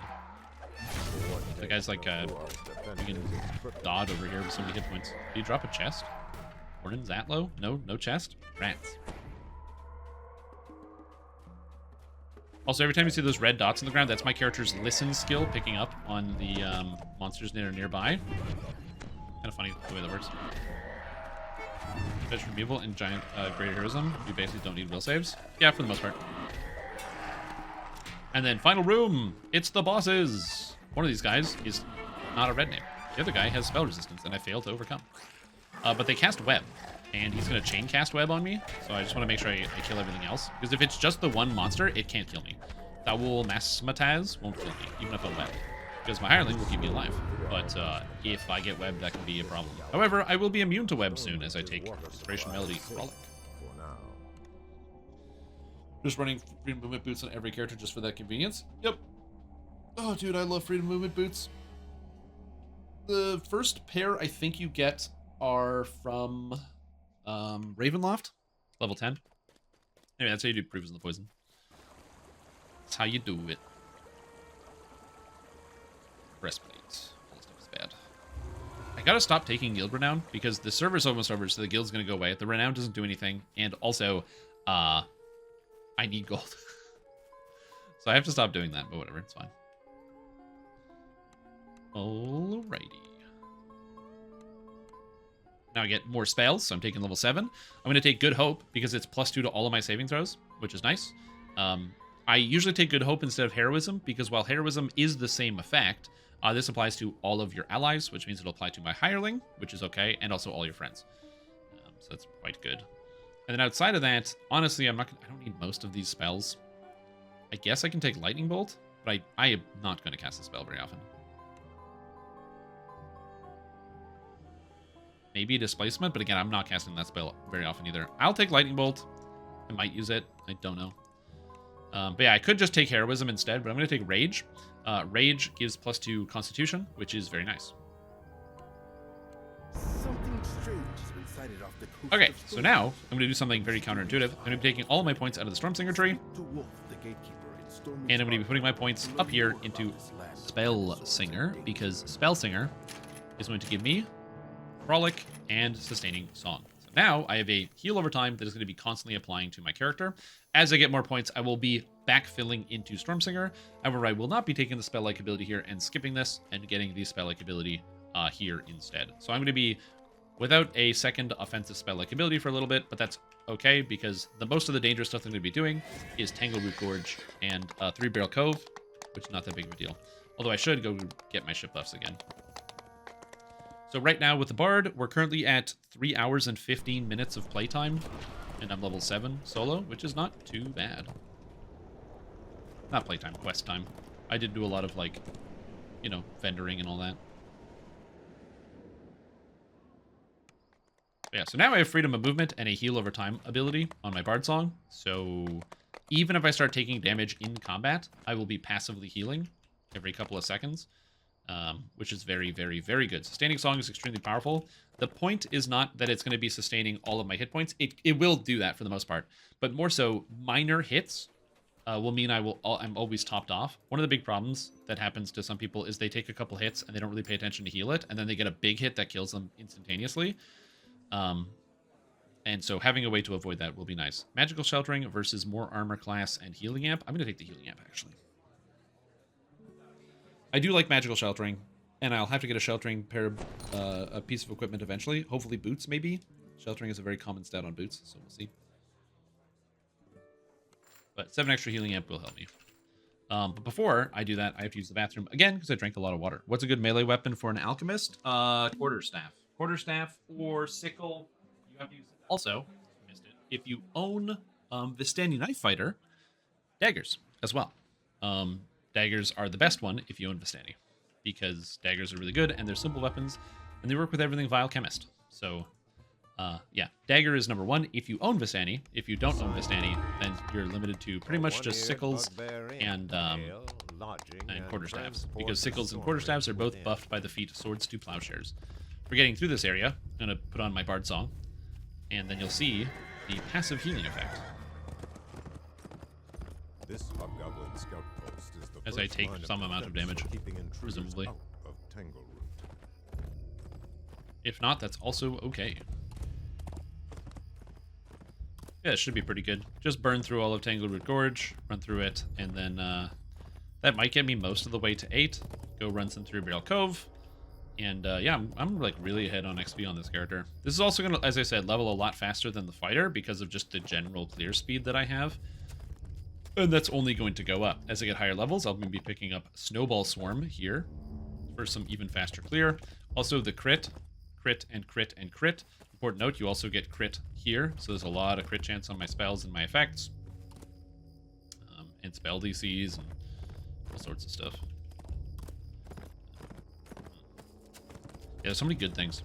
I won't be taking these spell-like abilities. They're not super helpful, so I won't be taking these. Just the cure is nice. As we go. The hobgoblins here do not seem hostile. The resistance, In fact, physical resistance they're belt. cheap I'm basically going to be effective. getting this effect as well as this enhanced bolt. And then I will be getting going up here in this tree afterwards. I didn't buy a new hireling for level 7. The shouts of hobgoblins Probably fine. I think my echo hireling's good within. enough. Honestly, at this point, I don't even need the hireling anymore. I'm still going to use it because the fact that I don't need it doesn't mean I can't find value in the hireling. So I'm still going to be, you know, lugging this bad boy around. Also, I'm still going to be heavily limited on like potions and stuff for a lot of my stats until I finish Tangleroot Gorge. So there's going to be a lot of like potion drinking at the beginning of adventures. You hear snarling from around the corner. Oh no, monsters! Oh god, most of them are dead. Eat Sonic Blast, jerk. And then I soundburst straight down, so the monsters run into the soundburst and take a whole bunch of damage. Levers to control it nearby. Dead. Again, even if I get surrounded or attacked by monsters or some sort of horrible dog, like all these wolves attack me, I can just heal most of the damage back passively, which is nice. You hear a click from the direction of the front portcullis. Is there a shield potion, or are you really quickly using a wand? There is a shield. There are no shield potions, it's just wands. So this is D&D mechanics. So potions, the way that potion crafting works is you can only make a potion of a spell that can target another person, because if a spell only targets you, you can't make a potion of it, because if you could, you would give the potion to somebody else and then they could drink the potion and then have a self-only spell target another person. So mechanically, you can't actually have potions target other people, or sorry, target yourself. So therefore, since shield is a self-only spell, there are no potions of shield because you physically can't craft them. And so as you can see, my health just keeps getting topped up by my passive song, which is good. A large, haughty hobgoblin leers at you, slaying 20 splinter skull hobgoblins. That's it. And now my hireling is going to defend me. Defend me, hireling. Keep defending me. Fudge. He's Battlelord. More like, these nuts. Do you have any tips to farm keys for the festival? Yeah, just play the game, you'll find enough keys.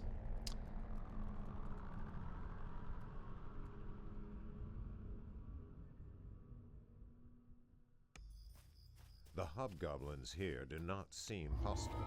In fact, So like, their yeah, chief beckons I don't have a good farming strategy because I don't farm the keys.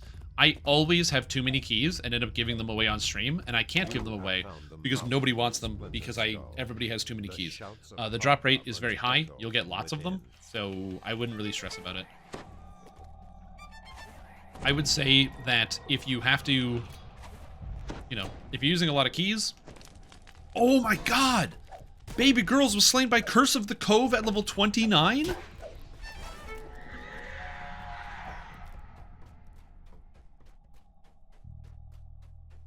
Oh my god. First of all, I don't think that's the same Baby Girls because it's spelled differently, so I think that is a different person, just kind of using the name. But also, 29? hobgoblins have shut the portcullis again. Have to open Damn! That sucks. Yeah, hardcore's over in like a week. I think 11 days. Yeah, you're not making a new character to fix that one. Tell you what.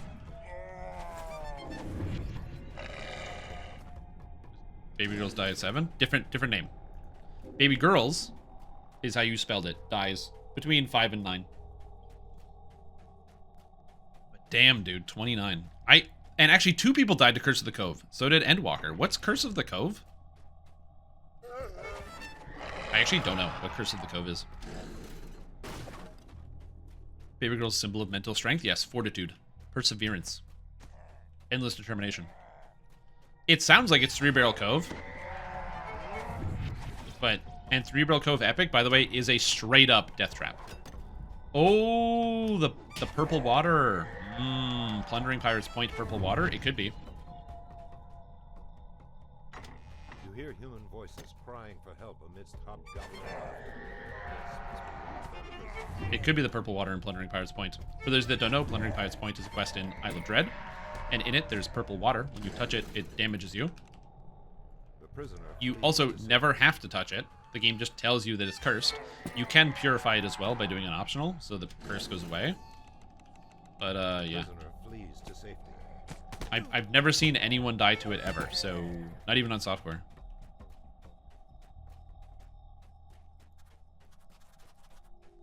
Yeah, I don't know.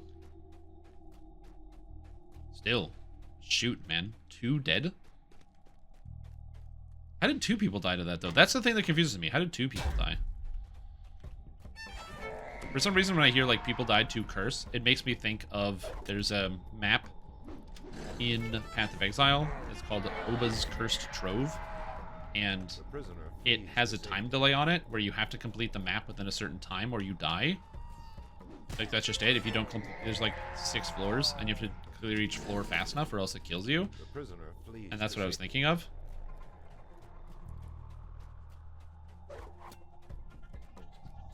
Yeah, that's the other thing, too, is why would both of them die at the same time, too? I don't understand. You died to it day 1. You died to the water? Really tough to clear the map in time? Yep. Nowadays, it's not so much. It will probably still be hard for me on Ruthless. This is the warden's room. That's probably still going to be quite the challenge, but we'll see. Torments his captives. One cowers in the room's ahead. My Ruthless character's alright. Not amazing, but it's alright. Needed upon Splinter Skull's warden, as all the prisoners have escaped from Splinter Skull. Get to see what Your happens, yeah. work here is done for now. League starter first? Yeah. Yeah, the character I'm playing, I've never played anything like it before, and I have no idea if it is good or bad. But it progresses slowly, but it progresses. Hobgoblins So here do not that's seem kind of like my... hostile. In fact, they're I don't have a lot of commentary for these quests, because just use fire resistance, because all of the dangerous casters use fire damage, and fight the monsters and kill them before they kill you. Also do the mechanics. There's a couple tricks I'll show you, but for the most part, I haven't encountered any traps or anything. Echo from within. Yeah, my Ruthless character, I'm doing a Guardian with the Guardian summons. So when they release, they revamped the Guardian.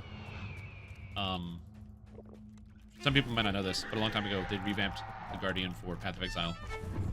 And they added in a bunch of mechanics where if they use, like, the Heralds of Purity and stuff like that, they would have unique attacks. So they would get the special Crusader Slam and other stuff, only if you were a Guardian. They ended up removing that and just making it baseline in the skill. And then Guardians got nothing to replace it. But that's what I'm doing. So I'm doing a Guardian using Herald of Purity and Summon Holy Relic with Smite. And then I Smite and then buff up my minions. And then I have Herald of Purity. This is something I did not know how it works. But Herald of Purity is interesting because it has an effect on it which says minions deal like % more damage, and it goes up to 100%. I put Summon Phantasm on that, so when I make Heralds of Purity, they attack summoning Phantasms, and the Phantasms have 100% more damage because they go through the Herald of Purity. Tactician is And then I have minion damage on top of that, by Hobgoblin. so they hit extremely hard. Some weight in battle. And then I took Battle Mage's Cry while leveling, because I started using Absolution, and then I took Battle Mage's Cry, and then I used Battle Mage's Cry, which makes it so that, and it's linked to Absolution. So then I attack and I summon Sentinels of Absolution, and they have Elemental Army, so they make monsters take or reduce their lightning resistance. So I basically have no minions. Then I attack like 3 monsters, and then the screen is flooded. It's very weird. Weird build. What build am I playing? This character right now is a Stormsinger Bard. That's right, Stormsinger. Stormsingers are very cool because they deal... First of all, I should cast Good Hope, a spell I forgot that I had. So I get +2 to all my saves. Stormsingers are very cool because they are like regular spell singers, except they also get a whole bunch of lightning spells added to their spell list, which is cool. I love lightning spells on the spell list.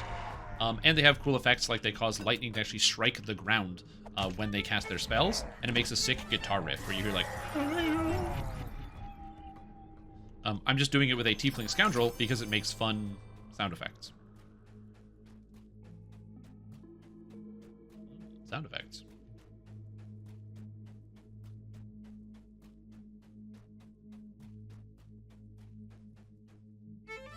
Hobgoblin tactician barks orders to Blow up all these guys. I forgot they have seeing you. spell resistance. I don't want to be in melee range with this, so any champs I'm always going to try to be away from. You're going to notice I do a lot of backpedaling. I do not wish to be in melee with monsters.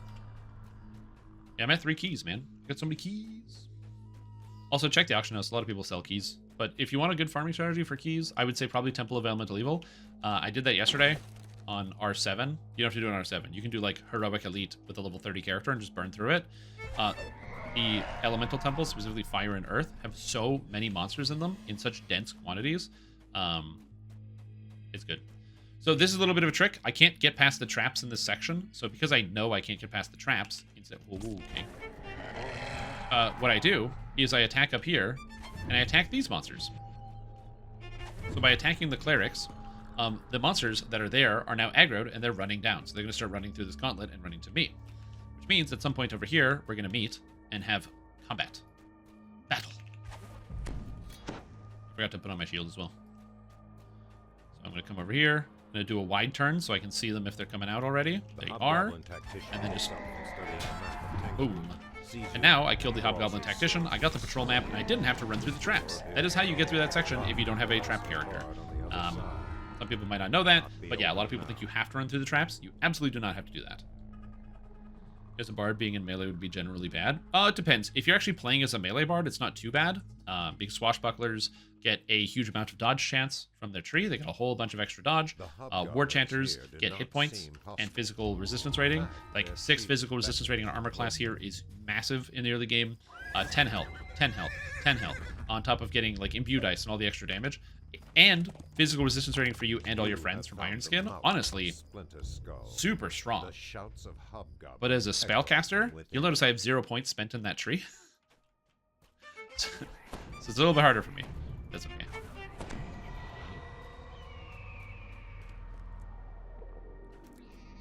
I'm gonna ignore the Black Widow. I don't care about it. Do you have a recommended build for War Chanter? I think so. I have lots of War Chanters on my build repository. Most of them are like buffers and stuff. Because remember, as a bard, you're not going to be like single target god. That's just not how that works. You are a support class. So you do some damage, but the majority of what you do is the incredible buffs you bring to everybody in the party.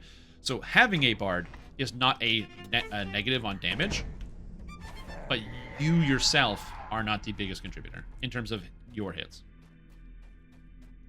Forget the Tabby Ice Blade. Ice Blade attack is so good. What's the Tabby Ice Blade? What is that exactly? Solo quite a bit, so probably not a good idea. No, it's fine. It's just a little slower. That's all.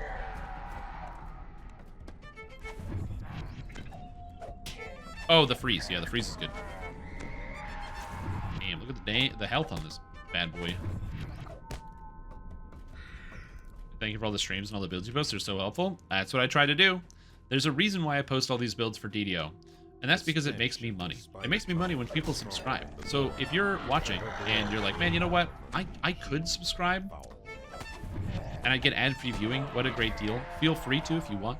And also watch my content on YouTube without an ad blocker. That would be nice. If you are going to watch it with an ad blocker, which you shouldn't do, but if you were going to do that, hypothetically, what you could do is download a program that like you can use to mute tabs, and then open up a muted tab, but don't mute the actual video, and then open up 2 tabs. One of them is a tab that's muted that will watch all the ads, and the other one maybe has an ad blocker on it. I don't know. The bilious stench is stronger down this tunnel. Just saying. Also, because there's no one else really doing the same amount of build production that I do for the game, not to toot my own horn here, but the benefit is that I am able to help others who need characters, character builds and stuff with their ideas. And I really like that. I'm just happy to be able to assist. I love playing this game. I like sharing my knowledge with others, so yeah. Wasn't this supposed to be a Stormsinger? Do you forget to press a button? I am a Stormsinger. See? There's a tree. Also, I don't explain this part because I just ran in and attacked the monsters. And then broke all the eggs. Also, Whisper Doom won't chase you out of the cave. Yes, thank you for body blocking, Arius. No, stop. She doesn't chase you out of the cave, but she does chase you there, which is very annoying. Anyway. Strimtom meta definer. Kind of. I do define the hardcore meta. I see my hardcore build guides everywhere. I just literally walk around the game and I can point to people and be like, oh, they're running the build that I wrote. They're running the build that I wrote based on the splits. So, that is something that happens quite a bit. You have found the mouth of Splinter Skull. The shouts of hobgoblins echo from within. But again, I'm okay with that. It's not really that big of a problem. It's not, actually, it's not a bad thing at all. It's kind of cool. I have this like effect on the video game where I recommend something and then a whole bunch of people play it. And some people don't think about why they should be playing it. They just kind of do. Which is also cool. It's like, and I also don't see that as being an issue. I think about it in terms of like, imagine that you need help from somebody with something. Like, you know, you're working on like a home project or something because you have to. You know, it's like, oh, you have to like, you want to build like a deck or something like that, or something broke and you just need to fix it real quick. And you're like, man, this like my table broke and I wish I could fix it. And a friend of yours is like, oh yeah, I'm pretty handy. I'll help you fix your table. And so they come over and they're helping you fix it, and they're like explaining to you how to fix the table. And they're like, actually, did you know you can do this if you sand this part here? You know, get a little bit of wood glue, it fixes it up, and then you do this. You know, a lot of tables are, and they're just explaining all this stuff, and you're like, look, I really appreciate you helping me, but I don't want to fix tables. I don't need that information. I don't want to know how you're doing it. I don't care. I would only be doing it because I have to.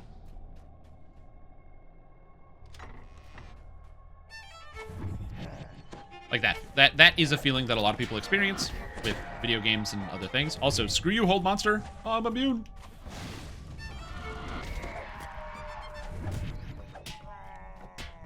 And so I'm happy that people will play my builds and then not really know how they work, but that's okay because as long as they work well enough, it's all that matters.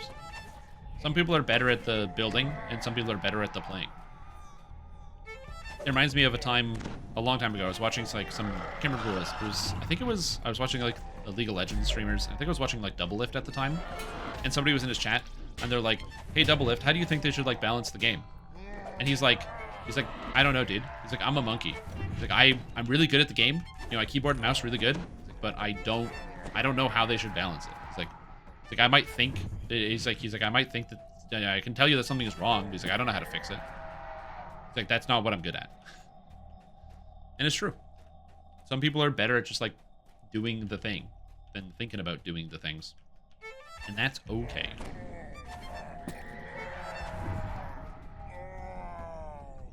Why things work helps you understand your character better. Exactly, me too. I also very much want to understand exactly how things work so I can like break it down and then reproduce it or apply those concepts somewhere else. Skill I learned from mathematics. Because in math, that's the foundational idea is that you understand how the basics of math works, so then you can continue to apply those same ideas but in new and different situations. The bros are also not balanceable. I mean, there's some truth to that. On the other side, you hear moving water. This must be the way to the inner stronghold. You need fire resistance for this room. That's very important. So have fire resistance. Also, I don't have a ranged weapon, so I'm gonna have to pull one out of the. Whoa! Wowza, dude. Okay. Thick. Oh, I have to get a. Oh, I have a bow here. Do I have an arrow? No, I don't. Must find a way to activate the lever on the far Why is that a chant? I think I can't reach it, so I have to just do this slowly. Right. Got it. Get rid of this. That guy falls through the floor every time. He respawns. Kill him. Do I keep Azurites, etc.? Can you just sell them? Gems you sell. It's just money. That's why they give you a gem bag. And then whenever you pick up gems out of a chest, you just vendor them. That's it. I buy all the ones you sacrificed in previous hardcore leagues. I mean, there's some truth to that. I have sacrificed many a bard. I guess for people that have gotten this far into the thing and you don't know what I'm talking about when we talk about bard sacrifices, I do not know what it is. But for whatever reason, whether it's the players or the game that's involved, whatever it is, bards have a very high probability to just die randomly. Like it just happens. I think like bards die more than anybody else, especially when you get to the end game in hardcore league. My personal hypothesis as to why this is the case is hubris. I think that a lot of people that play bards do what I'm doing right now, where there are characters like invincible, they feel really strong, like they can do anything, and so they start taking a lot more risks than they would otherwise need to do.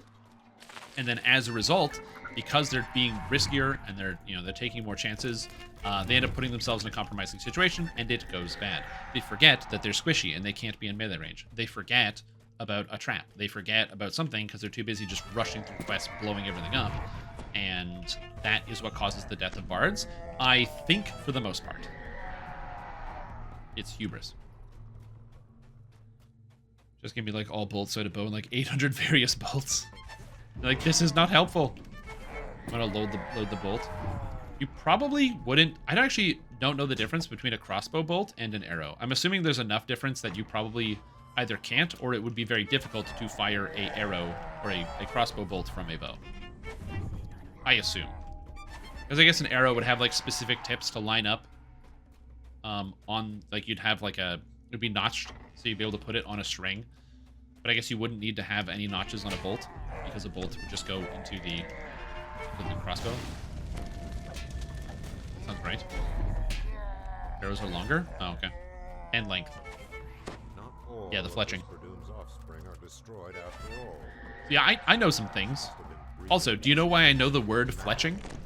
I know that word because in the video game Asheron's Call 1, one of the skills was fletching, because if you played a bow character or a atlatl character, you would need arrows, and crafting your own arrows was essential, because you could buy arrows at the store, regular arrows, but they were expensive, and crafting arrows meant that you could make blunt head arrows for dealing with monsters that had resistance and needed bludgeoning, or wide blade arrows that have slashing damage instead of piercing, or for crafting elemental arrows. That's how I know fletching. Also, the fact that there are people whose last name is Fletcher is because arrows, or like fletching is a profession, and it's the same reason why people's last names would be Smith. Don't throw arrows, they throw spears. Well, yeah, but you use fletching for it. It's still a piece of wood that has to be shaped to fit in the item. So yes, you don't throw arrows, but you still need to fletch them. Did you play Ultimate Online? No, I did not. I have no Ultima Online experience. It's pretty common in video games. It's also in RuneScape and Minecraft, yeah. But Asheron's Call is older than those things, and I'm old. I'm an old man. I'm old. Also, I'm stuck. I also didn't really play RuneScape. I played a little bit of RuneScape because it was a free and it was on the computer. When you're a kid, you don't have a lot of money, so you play RuneScape because it's free in the year 2006. And also, Minecraft, I didn't get it. Did I play Guild Wars 1? No. Much to the chagrin of Mr. Dorak, I did not play Guild Wars 1. Same reason that's why Smith? Yep. I did know that. I played some Guild Wars 2 last year. It's pretty fun. It's an interesting game. Oh, the puzzle is 1, 4, 4, 3. So you know the wheels. 1, 4, 4, 3. But I played some Guild Wars 2 during the summer of last year. I streamed it, and I was planning on streaming it for a whole week, and I stopped streaming it after a few days, after 3 days, because I didn't retain the viewership. I had a lot of viewers right away, and then it never came back because I was new to the community. And it's fun to be like, wow, this is cool. It's somebody new streaming the game. And then also almost immediately after that, it's like, okay, now I want to go back to my standard live streamers that I want to watch. So that was problem A. Problem B, and I think this is the harder part, I play a lot of MMOs. I played a lot of different MMOs. I haven't played as many as Ipsum, but I played a lot. And so I will make comparisons between the games that I play. And so I made some comparisons to Guild Wars 2 and be like, well, I played other games that kind of function like this, and you know, I kind of preferred some of this, and blah, blah, blah. And I think a lot of people didn't like that.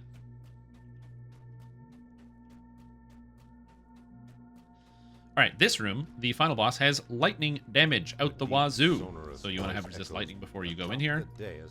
And now I'm going to kill Zulkash, the Witch Doctor. Cast like chain lightning and stuff. He's like no joke, so that's why I'm kind of backing up all the way back here. It might seem unnecessary, but this guy really hurts. He's eventually going to get closer and eat a kill here. You do not need to grab the key. I also don't need to kill the stuff upstairs. It's irrelevant. I can just loot the chest and then leave. I don't know if they removed it, but Dread Zombies used to have an effect called Dread Explosion, which would basically kill you in this room. And I remember many times dying to Dread Explosion here. And just made your weapons your skills. Yeah. I mean, I never played Guild Wars 1. I played Guild Wars 2. Guild Wars 2 is extremely similar to the video game The Elder Scrolls Online. Which I have played tons of, and it was then explained to me that no, Guild Wars 2 is older than The Elder Scrolls Online. And I was like, oh, so ESO just copied the good ideas from Guild Wars 2. Good idea. Up Lost Locket hurts? Yes, it does. Yeah, I also don't know if they broke it.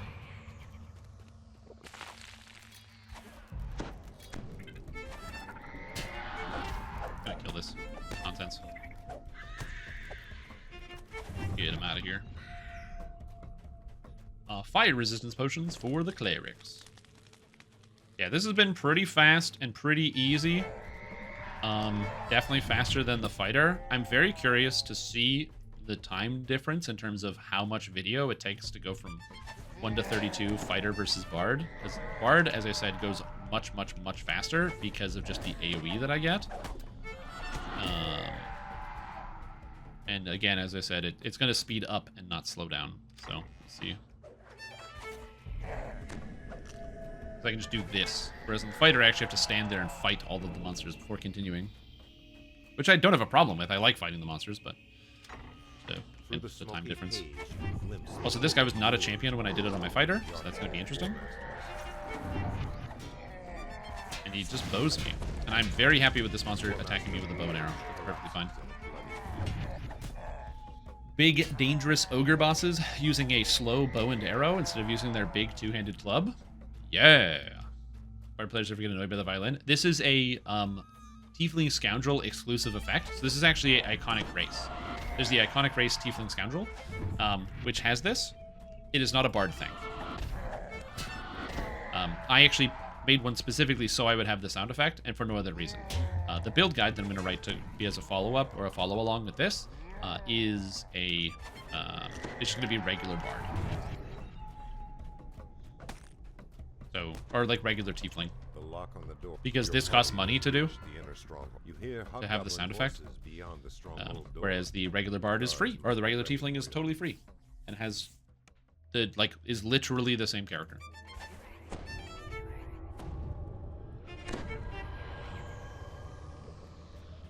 Do this, and that, and fire resistance, and we're good. There's also a bunch of casters here. I don't know if there's another one.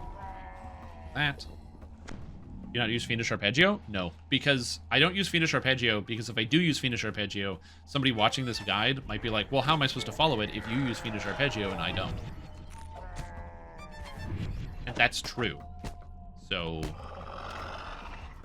they have a solution to this problem.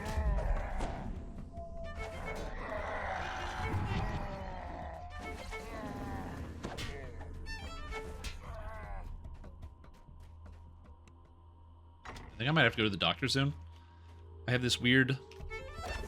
The bones on the right side of my head are like clicking together now, which is really weird. They did not do that before. I'm gonna have to go to the doctor and get it checked out. Locked, unbarred. The right key. Does it even have it hotbarred? Yeah, I took it off. I talked about it when I made the character. I might start using it when I get to level 15, but I also don't know. Oh, that's bad. That's a bad trip. I do not want to get tripped right there. Anywhere near here or near these ogres, I do not want to get tripped. Plan to get fucked, nerd. I don't think so. Alright, so I have a shield in my inventory. I'm going to be using it for getting through these traps here because my character is going to take some damage from the traps. And the way you have, if you have to run through a trap, use a heavy or large tower shield. Large and tower shields allow you to double your physical resistance rating bonus against traps. So you take less damage, physical and magical resistance rating. So I take less damage from the traps. So I'm going to pop on the shield. Even though this has arcane spell failure, I don't really care. And then how do you get through this? You hug the wall. If you're the first person through, you don't get hit by any of the traps. If you hug the wall, you get hit by none of the traps and you're completely safe. So I actually didn't need the shield at all. Bit of a misdirect there, but that's how you get through that area without taking any damage. The first person through gets hit by no traps. This is a solo guide, so obviously, if you're watching this, you're probably soloing. So therefore, you're perfectly safe as long as you are going by yourself and you're the first person through. If you are doing this with your friends, they'll have to find another way around. And that is Tangleroot Gorge in apparently 32 minutes. Not bad. And then hopefully I will get the Death Ward goggles. Please, game, give me Death Ward goggles. I also don't have a Death Block item, and I will have to sort that out eventually. Come on, Death Ward goggles, Death Ward goggles, Death Ward goggles. The hobgoblins here do not seem hostile. In fact, their chief beckons you closer. No! Okay. I can still get one from White Plume Mountain. If not, I'll have to deal with that Death Ward. And Death Ward's really important for Hardcore League. It's fine, I guess.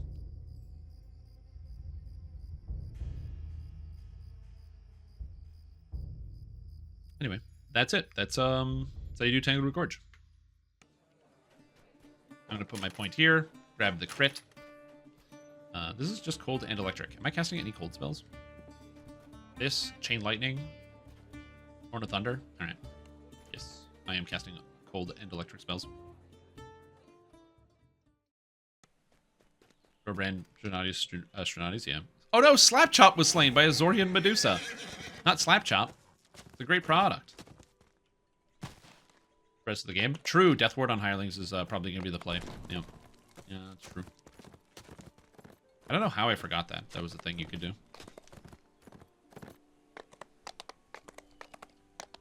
What do I want to do here? I think I'm going to do Three Barrel Cove. Go run through a bunch of those quests. So I'm going to get the... I'm going to use this effect here. Before I do that, I have to send a couple messages. So now we've got the house speed buffs. So these are important because they give me a whole bunch of stats.